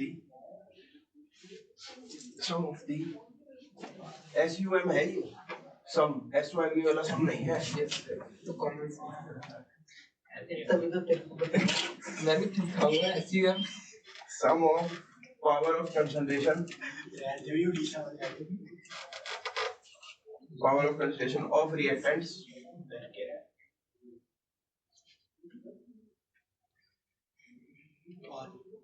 in the rate law experiment या expression in the rate law expression ये वो पावर का सम है जो रेट लॉ एक्सप्रेशन में पावर लिखी हुई है ये वो पावर का सम नहीं है जो रिएक्शन में आगे स्टोइकियोमेट्री लिखी हुई है लिखो अगली लाइन ऑलवेज डिटरमाइंड एक्सपेरिमेंटली हमेशा एक्सपेरिमेंट से निकल सकता थ्योरेटिकली तो निकल ही नहीं सकता निकाल सकता है आज जो virtual hand tips and tricks हमारी क्लास में भी एक बच्चा था वो भी लिखा था हमें के की वैल्यू दी होगी निकालते हुए के की वैल्यू दी होगी क्या के की वैल्यू 8 है निकाल n यूनिट्स यूनिट्स के साथ ऐसा ही बच्चा था वो भी ठीक है चलो it is always determined experimentally drawing अच्छी थी order of the reaction may be order of the reaction may be 0 1 2 3 और 3 और फ्रैक्शनल अरे अपने हिसाब से मत लिखो यार। इंटीजर कह रहे नेगेटिव भी हो सकता इंटीजर तो नेगेटिव में भी चल जाएंगे। नहीं हो है क्या क्यों तुम्हें क्या लगता है नेगेटिव ऑर्डर रिएक्शन हो सकती है? मुझे तो लगता है हो सकती है। मेरे को पता नहीं, याद नहीं मुझे कुछ नेगेटिव का कुछ इतना पता मुझे लगता है कि हो सकती है। रिवर्सिबल रिवर्सिबल क्या? बैकवर्ड होगी ओजोन का डिप्लीशन जो है मेरे हिसाब से नेगेटिव ऑर्डर रिएक्शन देख ये लूंगा। कैसे हो हो सकता सकती है फिर हाँ? इंटीजर लिख सकते हैं अभी जो लिखवा रहा हूँ वही लिखो यार। अब जितना ज्यादा दिमाग तो लगाओगे ऐसे भी थ्योरेटिकली निकाल सकता है। इंटीजर मत लिखना। मैं ये लिखा लाइन लिखवाऊंगा ऑर्डर ऑफ द रिएक्शन में भी नेगेटिव और ओजोन डिप्लीशन पक्का फिर नेगेटिव ही है। नेगेटिव इतना तो पढ़ा हुआ नेगेटिव कौन सी? पता नहीं फिर पढ़ा हुआ है मैंने नेगेटिव बता रहा हूँ ozone depletion negative order reaction है। स्मार्ट बन रहा है। अभी मैंने लिखवाया ऑर्डर ऑफ द रिएक्शन में भी 0 1 2 और 3 और fractional. Fractional and positive comma positive positive तो लिखवाया नहीं मैंने। पॉजिटिव लिख लेते हैं 1 2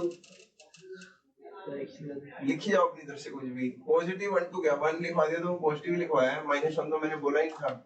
लिख लिया तो नेगेटिव लिखे हैं ना लिखे नेगेटिव अभी रुक जाओ, मैं जो लिखवा रहा हूँ वो तो लिख लो। Order of reaction greater than 3 are rare. Order of reaction greater than 3 are rare. कितनी सिंपल सी चीज है जो मैं बोल रहा हूँ, तुमको वो लिखनी है। तुम अपनी तरफ से प्लस माइनस जो जो चीज है मैं लिखवा दे रहा हूँ। Order of the reaction greater than 3 rare are rare. अगली लाइन लिखो ऑर्डर ऑफ रिएक्शन में भी नेगेटिव। ऑर्डर ऑफ रिएक्शन में भी negative with respect to particular substance.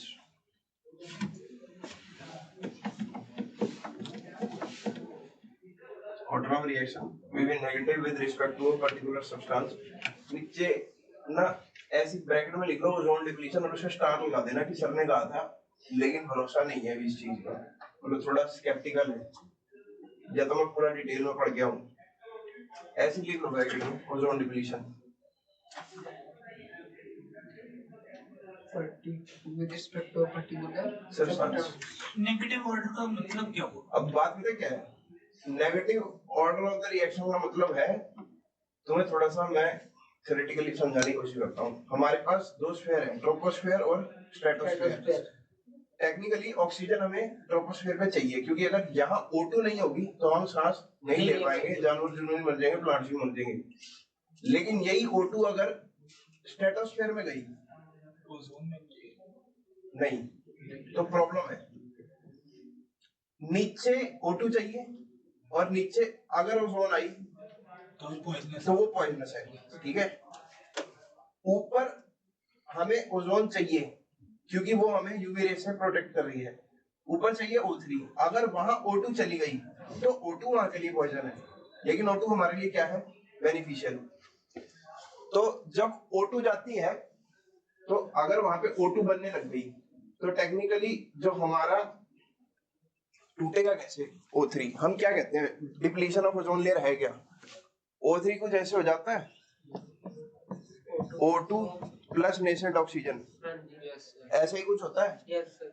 तो अगर O2 है ऊपर तो यानी कि O3 डिप्लीट होती जा रही है, O2 बनता जा रहा है। तो O2 के जाने से एक्चुअल में वहां पे O3 खत्म हो रही है। तो किसी चीज के आने से तो ऑर्डर बढ़ता ही है ना, रिएक्शन का रेट बढ़ता है। जैसे अभी तुम्हें जो जनरल तुम पढ़ रहे हो अपनी क्लास में, उसमें क्या होता है, कंसंट्रेशन क्वेश्चन ऐसे आता है द A is increased इतना, so the rate of formation becomes 8 times and with respect to this। तो यहाँ पे लेकिन उल्टा है, यहाँ पे O2 जा रही है और मामला जो है O3 का डिप्लीट होता जा रहा है। और भी बहुत सारी इसमें थ्योरी है और इसमें एक स्टेप रिवर्सिबल होता है और एक स्टेप पूरा फॉरवर्ड होता है। तो मैं इसीलिए कह रहा हूँ इसको किस दिन पूरा डिटेल में बताऊंगा तुम्हारे को। तो इस केस में जो है ये नेगेटिव ऑर्डर भी होती है। और अगर तुम्हें लिखा आया कि इनकरेक्ट स्टेटमेंट बताओ और वहां पे लिख दिया कि ऑर्डर ऑफ द रिएक्शन में भी नेगेटिव, तो वो इनकरेक्ट नहीं है। हमेशा याद रखना नेगेटिव ऑर्डर पॉसिबल है, ठीक है। लिख दिया ऑर्डर ऑफ रिएक्शन में भी नेगेटिव। फ्रैक्शनल भी फ्रैक्शनल तो लिखवा ही दिया था, वो तो होती है। नहीं होती क्या लिखवाया भी तो था 1 2 3 और फ्रैक्शनल 0 1 2 3 फ्रैक्शनल। हाँ बस ग्रेटर देन 3 आ रही है। ग्रेटर देन 3 आती है, जो लिखवा रहा हूँ वो लिखते रहो, बस पूछने में हो जाएगा काम।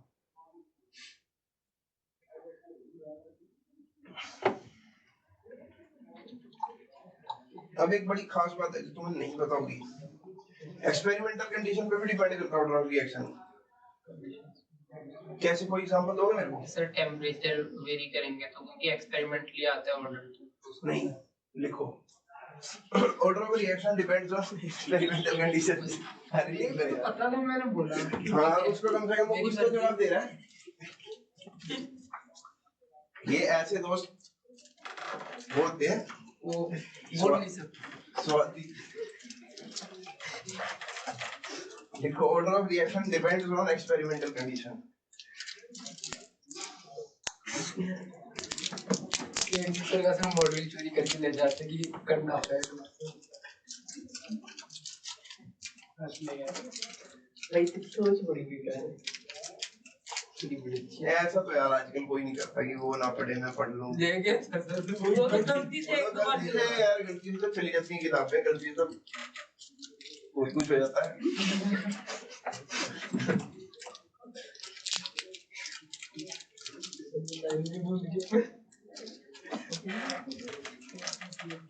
Order of reaction depends on experimental condition. अब इसका एग्जांपल है, जैसे देखो क्या यार प्रांशु, अभी तुम इंजीनियर बनोगे तुम रैगिंग करवा दोगे अपनी। ऐसा लग रहा है। इसकी तो सर अगर आप इससे पहले मिले होते ना, जब ये शुरू में आया था, फिर तो आप कहते पक्का रैगिंग होती है अच्छे से। इसकी तो यहाँ पे बहुत होगी, इसी कमरे में हुई थी। याद है मुझे? ये है जैसे reaction 2HI H2 plus I2, decomposition of HI भी बोलते हैं इसको। वैसे रिएक्शन है सेकंड ऑर्डर, मैं बता रहा हूँ तुम्हें। ना सुन तो लिया करो यार।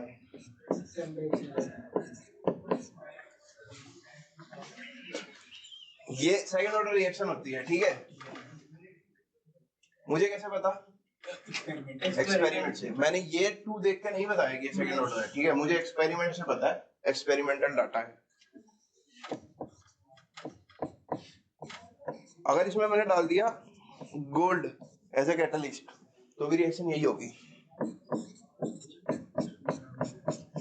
लेकिन अभी हो जाएगी जीरो ऑर्डर रिएक्शन।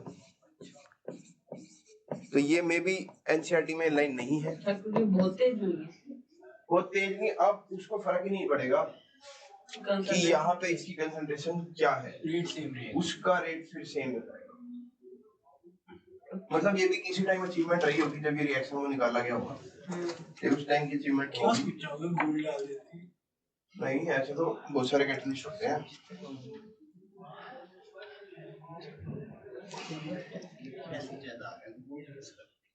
तेरा है तो सिंगल स्टेप रिएक्शन ना है, सिंगल स्टेप रिएक्शन नहीं। अगर सेकंड ऑर्डर वो भी हमें उससे पता लगेगा एक्सपेरिमेंट से। वो देता है इन अ कॉम्प्लेक्स रिएक्शन। और कोई अगर बच्चा केमिकल काइनेटिक्स में स्पेशली ये कह दे कि यार ये तो उसमें लिखवा दिया कि एक्सपेरिमेंटली, तो क्वेश्चन भी तो आता है, एक टेबल बना होता है ऑब्जर्वेशन टेबल, इतना कंसेंट्रेशन चेंज कर रहे हैं, तो वो तो तुम्हें फिर एक्सपेरिमेंट का डाटा दे ही रखा है। तो ये तो अच्छी चीज है कि एक्सपेरिमेंट किया, तुम्हें डाटा दे दिया, आगे तुम इंटरप्रेट करो उसको। कितना आसान क्वेश्चन होता है, जो सबसे सौखा लगता होता था वो क्वेश्चन ही सबसे आसान होता है। वो तो जिस दिन आ जाए बच्चे फोड़ देते हैं उस पेपर को, मतलब उस क्वेश्चन को।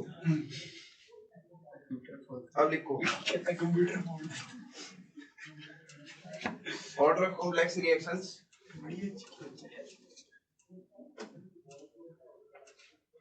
Order of complex reaction can be determined by 2 methods. Complex reaction का ऑर्डर कैसे निकालते हैं? जो सबसे स्लो वाला एक स्लो लिखते हैं, जो तुम्हें पता ही है, उसको कहते हैं RDS, रेट डिटरमाइनिंग स्टेप। पहले मेथड में लिखो rate determining step, RDS method.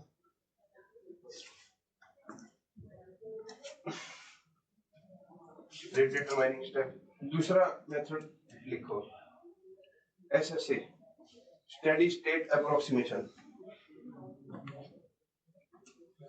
दूसरा लिखो steady state approximation. Steady state approximation का क्वेश्चन भी आया तो मेंस में नहीं आएगा, एडवांस में आ सकता है, एसएसए में कुछ नहीं होता। एक इक्विलिब्रियम का स्टेप होता है, इक्विलिब्रियम स्टेप वाले जो रिएक्टेंट या कंसंट्रेशन होता है उसकी विद टाइम कंसंट्रेशन का चेंज क्या हो जाएगा, इज इक्वल टू 0 हो जाएगा, क्योंकि ना बन रहा है ना टेक्निकली घट रहा है। जो चेंज 0 है, बन तो रहा ही है, वो जितना बन रहा है उतना ही रिवर्स भी हो जा रहा है। चेंज जो है विद रिस्पेक्ट टू टाइम 0 रख सकते हैं।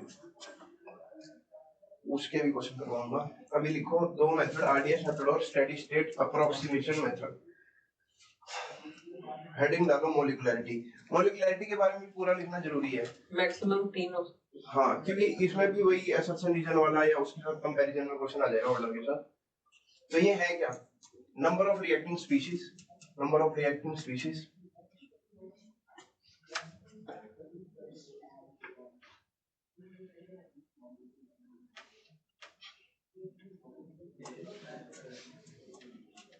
Number of reacting species, bracket में एटम, मॉलिक्यूल, आयन, रेडिकल, कुछ भी लिख लो फटाफट। Atom, molecule, free radical, ions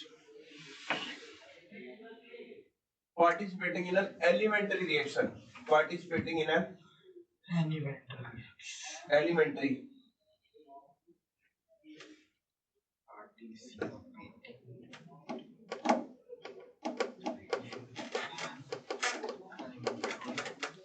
is called molecularity of reaction। वो लिखने की जरूरत नहीं है। एलिमेंट्री रिएक्शन की भी मॉलिक्यूलरिटी बताई जा सकती है। ऐसे कॉम्प्लेक्स रिएक्शन दे रखी हो तुम उसकी मॉलिक्यूलरिटी बता दो, ऐसा पॉसिबल नहीं है। तो ऐसे लिख लो, molecularity has no significance for complex reactions. हालांकि कॉम्प्लेक्स रिएक्शन में जो एलिमेंट्री स्टेप्स होंगे उनकी अपनी अपनी कुछ मॉलिक्यूलरिटी होगी, लेकिन कॉम्प्लेक्स रिएक्शन में मॉलिक्यूलरिटी का कोई सिग्निफिकेंस नहीं है। तो लिखो मॉलिक्यूलरिटी हैज नो सिग्निफिकेंस और a complex reaction। Molecularity of reaction will be 1, 2 or 3। Maximum 3। Molecularity of reaction will be 1, 2 or 3। Greater than 3, not observed।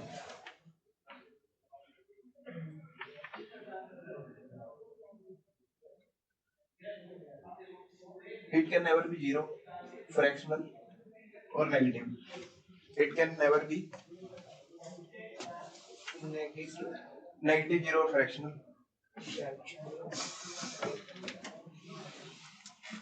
Aniket, मैंने पहली लाइन क्या लिखवाई है? पहले लिख लो, चलो फाइनल लिख लो। कैन नेवर बी नेगेटिव, 0 और फ्रैक्शनल। पहली लाइन क्या लिखवाई है मॉलिक्यूलरिटी में? Number of reacting species, bracket में atom, molecule, free radical, ions, bracket close, participating in an elementary reaction is called molecularity. अब लास्ट लाइन में लिखवाई है, it can never be negative, 0 and fractional. Order 0 भी आ जाता है, molecularity 0 भी नहीं आती।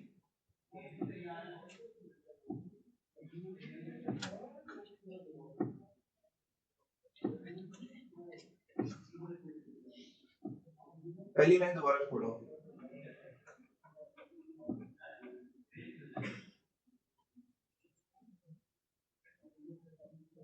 यार अभी भी नहीं समझ में आया।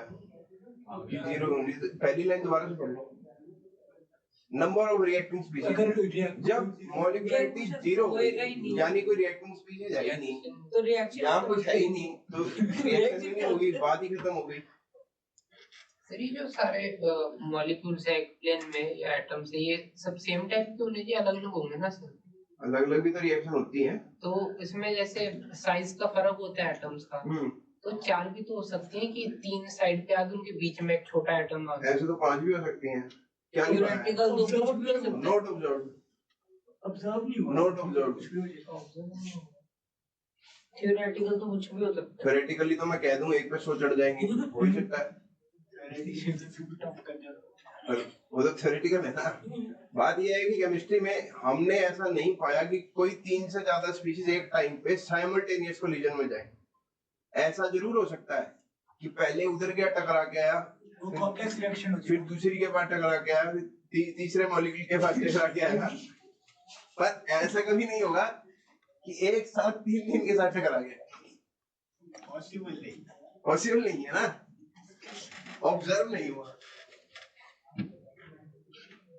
क्या है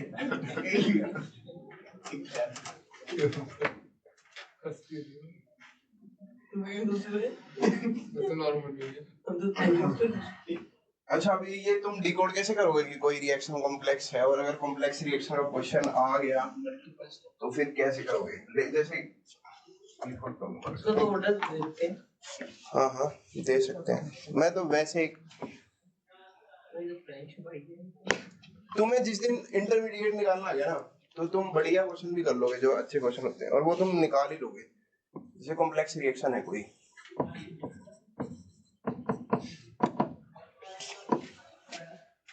A+2E 3C + 4D। 3D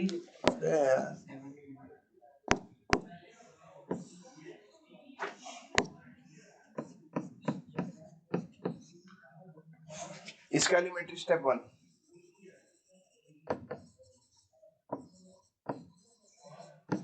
मैं बता रहा हूँ कि कैसे डिनोट होती है। पहले होगा A+ मान लो E मिलके बना दिया 3C + 2B, 2B प्लस फिर एलिमेंट्री स्टेप 2। अब E आएगा plus 2B 2B, plus 4D। हाँ बहुत बढ़िया 4D। ये तो आता है। ओवरऑल रिएक्शन ऊपर वाली बन जाएगी। इसमें से फास्ट कौन सा स्लो? इसमें से क्या जरूरत है? अब ये कैसे पता लगेगा?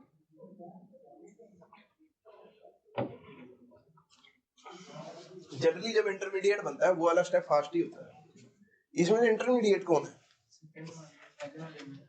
हाँ बी है यार, एक बात बताओ, फर्स्ट होगा स्लोएस्ट। इंटरमीडिएट तो फाइनल स्टेप से पहले ही आएगा ना। फर्स्ट स्टेप होगा स्लो। फर्स्ट स्टेप स्लो होगा।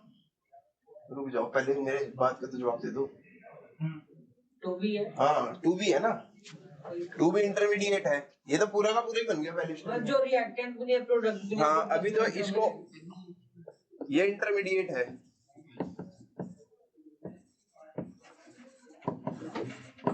जनरली कह रहा हूँ, इंटरमीडिएट जिसमें बनते हैं वो वाला स्टेप फास्ट ही होता है।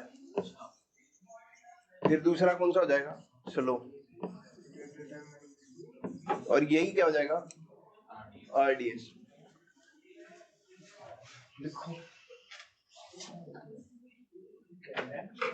RDX कह रहे हैं।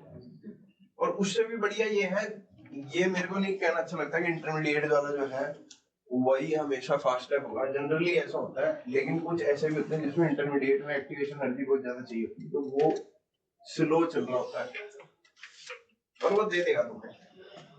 कौन सा स्लो है? हाँ कौन सा स्लो है, कौन सा फास्ट है।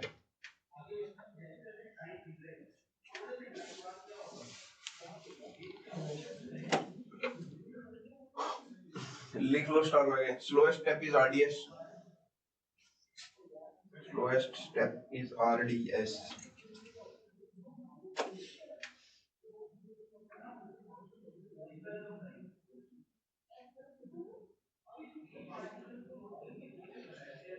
अच्छा, हम ऐसा लिख सकते हैं order of reaction slowest step के जो पावर्स हैं उसका सम होगा,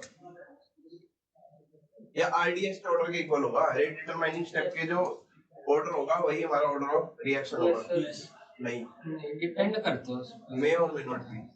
लिखो लाइन, करते तो ऐसे थे। स्लोएस्ट स्टेप इज RDS लिख दिया। लिखो order of a chemical reaction, order of a chemical reaction may और may not be, order of a chemical reaction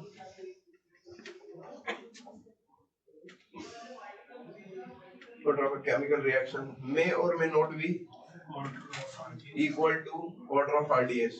हो भी सकता है, नहीं भी हो सकता। Full stop. Generally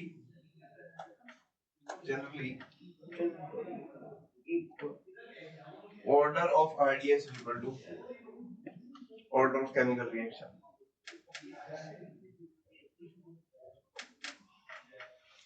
Generally, order of RDS, rate determining step, is equal to order of chemical reaction. Most of the example जो मिलेंगे तुम्हें उसमें इक्वल होगा, लेकिन ऐसा कभी जरूरी नहीं है कि जो ऑर्डर उसका आ रहा है वही ऑर्डर उसका होगा। ऐसे क्यों सर? वही एक्सपेरिमेंटली करते हैं। एक्सपेरिमेंटली ही होता है वैसे तो सब कुछ। अब मान लो किसी स्टेप में कोई इंटरमीडिएट इन्वॉल्व हो, जो मतलब करंट स्टेप चल रहा है उसमें इंटरमीडिएट बन रहा है और वहां उसके फ्रैक्शन पे डिपेंड कर रहा है।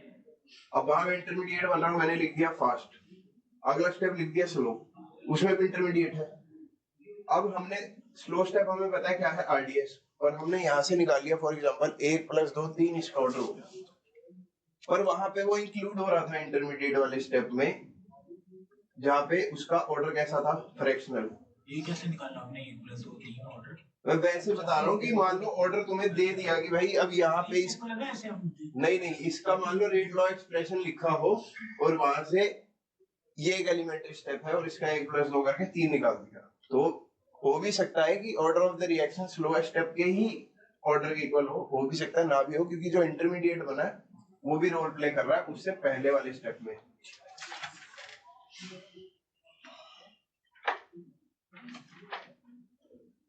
और क्या लिखा है तुम्हारे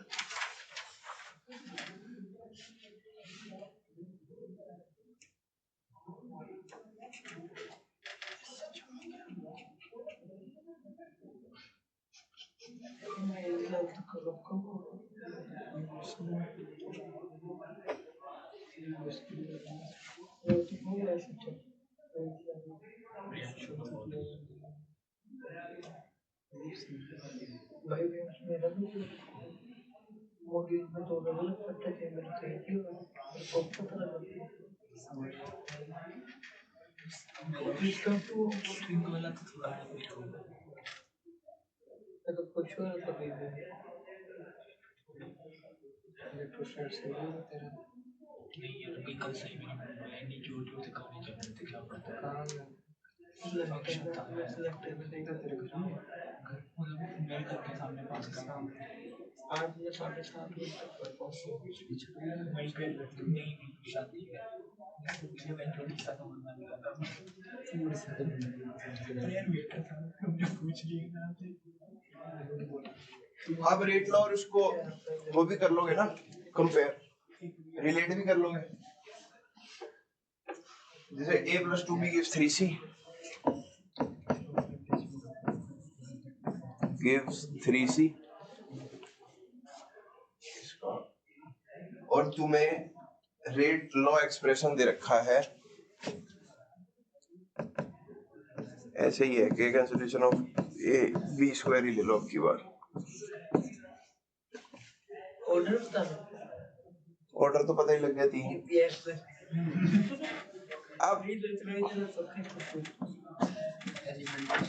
अब कंपेयर, एक लाइन लिख के बस एक कंपेयर कर लो कि रेट ऑफ रिएक्शन कैसे कैसे लिखोगे। एक तो ऐसे ही लिखा जाएगा और एक -dA/dt is equal to -1/2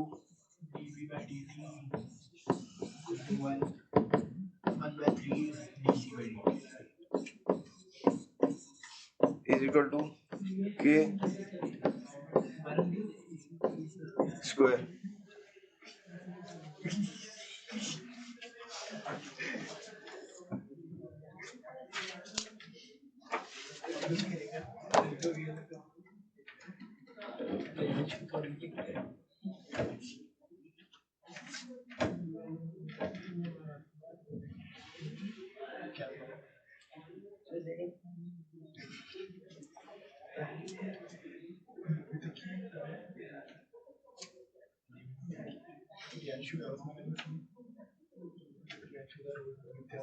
एक बहुत बेहतरीन क्वेश्चन पूछा जाता है कि रिएक्शन का, और अगर वो एलिमेंट्री स्टेप में तोड़ रखी है, पहले ये लिख लो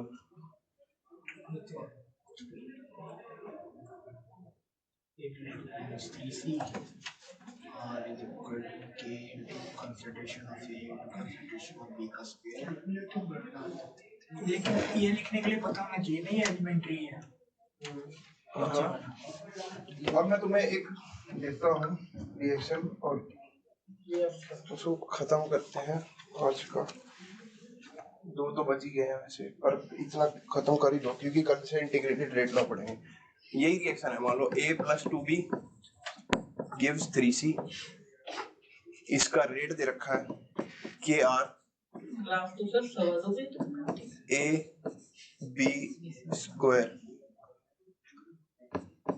rate of disappearance of a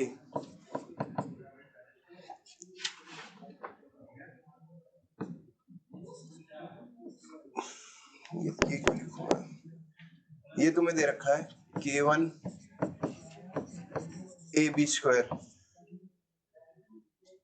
rate of disappearance of b k2 ab²। Rate of disappearance of c, नहीं फॉर्मेशन हो जाएगा ये, appearance of c k3 ab²।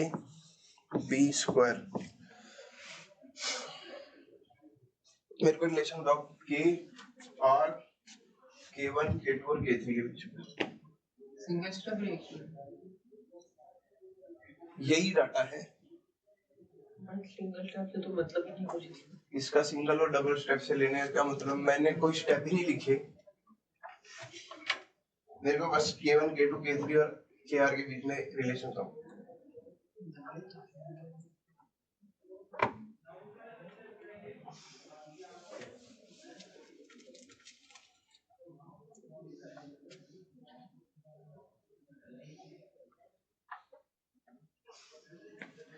Equal k1 k2 k3 k k equal to kr equal to k1 equal to equally आ जाता है equal to k2 equal to k3 गलत है यार, करवाऊं क्या? अब तो कोई तो वर्ड जुगाड़ निकाल के कर लोगे।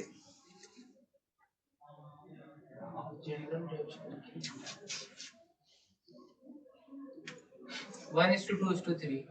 अरे मेरे को रिलेशन बताओ, 1 के आर इक्वल टू 2 के1 ऐसे बताओ। हाँ ऐसे बताओ। अच्छा ऐसे बताऊं, k r equal to k one है equal to 2 k k1 is equal to 2k k1 equal to 2k 2k2 2k2। हाँ गलत है, चलो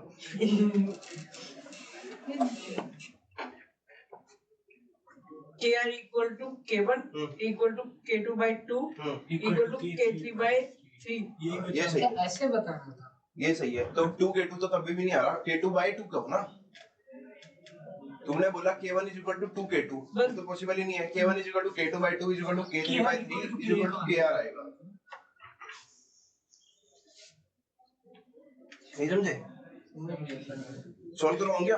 हो गया सर, हो गया ना? बस वही dA by dt की जगह बस वही kr a बीच के आ भाई रेट ऑफ रिएक्शन लिख सकते हैं minus d concentration of a by dt is equal to -1/2 d concentration of b by dt is equal to क्या लिख सकते हैं भाई अनिकेत आगे? तुम ही तो कह रहे हो, करवाओ पहला स्टेप। 1/3 or 1/3 हाँ dc by dt, और इसको ही लिख सकते हैं किसके equal, kr is equal kr into a b square. अब minus d A by d T यही दे रखा, rate of disappearance of, rate of disappearance of A दे रखा है k1 ab स्क्वायर। तो rate of disappearance of A की जगह यही लिख दूं k1 ab square, k1 a b square, और यही किसके इक्वल है, kr a b स्क्वायर के। इससे ये कैंसिल, इससे ये कैंसिल, k1 की वैल्यू क्या आ गई, kr के इक्वल हो गया। अब आगे भी कर ही सकते हो यार।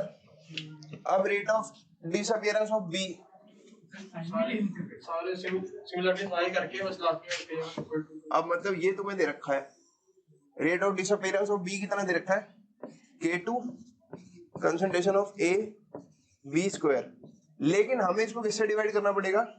2 से। किसके इक्वल आने के लिए? हाँ, रेट ऑफ रिएक्शन के लिए। ए बी स्क्वायर मारा उठा के आंसर। तो के आर की वैल्यू क्या आ गई? K2/2। इससे खुद ही पता लग गया कि K1 की वैल्यू क्या आ गई? K2/2। अगले वाला भी कर लोगे? Yes sir. K3/3 हो जाएगा। ये क्वेश्चन आया हुआ है, जैब में आया हुआ है एक मेरे बार। को बाद में याद आया कि आपने पहले शुरू में ही वो डिफरेंस बताया था रेट ऑफ। हाँ, मैं इसीलिए वो चीज पहले क्लियर करा था कि जब तुम्हें दे रखा हो तो ऑलरेडी अपने दिमाग में रखना कि नेगेटिव साइन को कंसीडर करना है, क्योंकि मान लो तुम वहां पे माइनस ना दो तो फिर दोबारा माइनस लोगे, माइनस माइनस फिर गड़बड़ हो जाएगी वहां पे। ठीक है प्रांशु सेठ, अब इंटीग्रेटेड रेट लॉ करेंगे। अब इंडिविजुअल रिएक्शन उठाएंगे, zero order reaction, first order reaction. इसमें इतना ही था, जितना मैक्सिमम हो सकता था वो मैक्सिमम यही है कि जो जो टाइप्स, जो जो जिस तरीके से हो सकता था वो वही है। काइनेटिक्स भी खत्म करते हैं 2 दिन में। कल खत्म काइनेटिक्स? कल तो क्लास ही नहीं है, मतलब परसों। परसों करते हैं। होगा नहीं, परसों कर भी सकते हैं। थ्योरी तो खत्म कर दूंगा मैं। सर एक्स्ट्रा क्लास ले लेना परसों ही। 4 घंटे अभी लग लो क्या? कल ले लेना सर। इतना कैपेसिटी नहीं है कल। नहीं, कल तो टाइम दे रखा।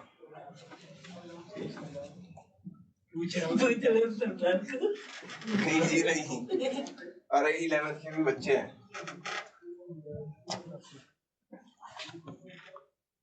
मतलब वो मेरे पास थे नहीं, मुझे दिए गए हैं अभी। हैं क्लास लेते हैं, डाउट्स वगैरह। अरे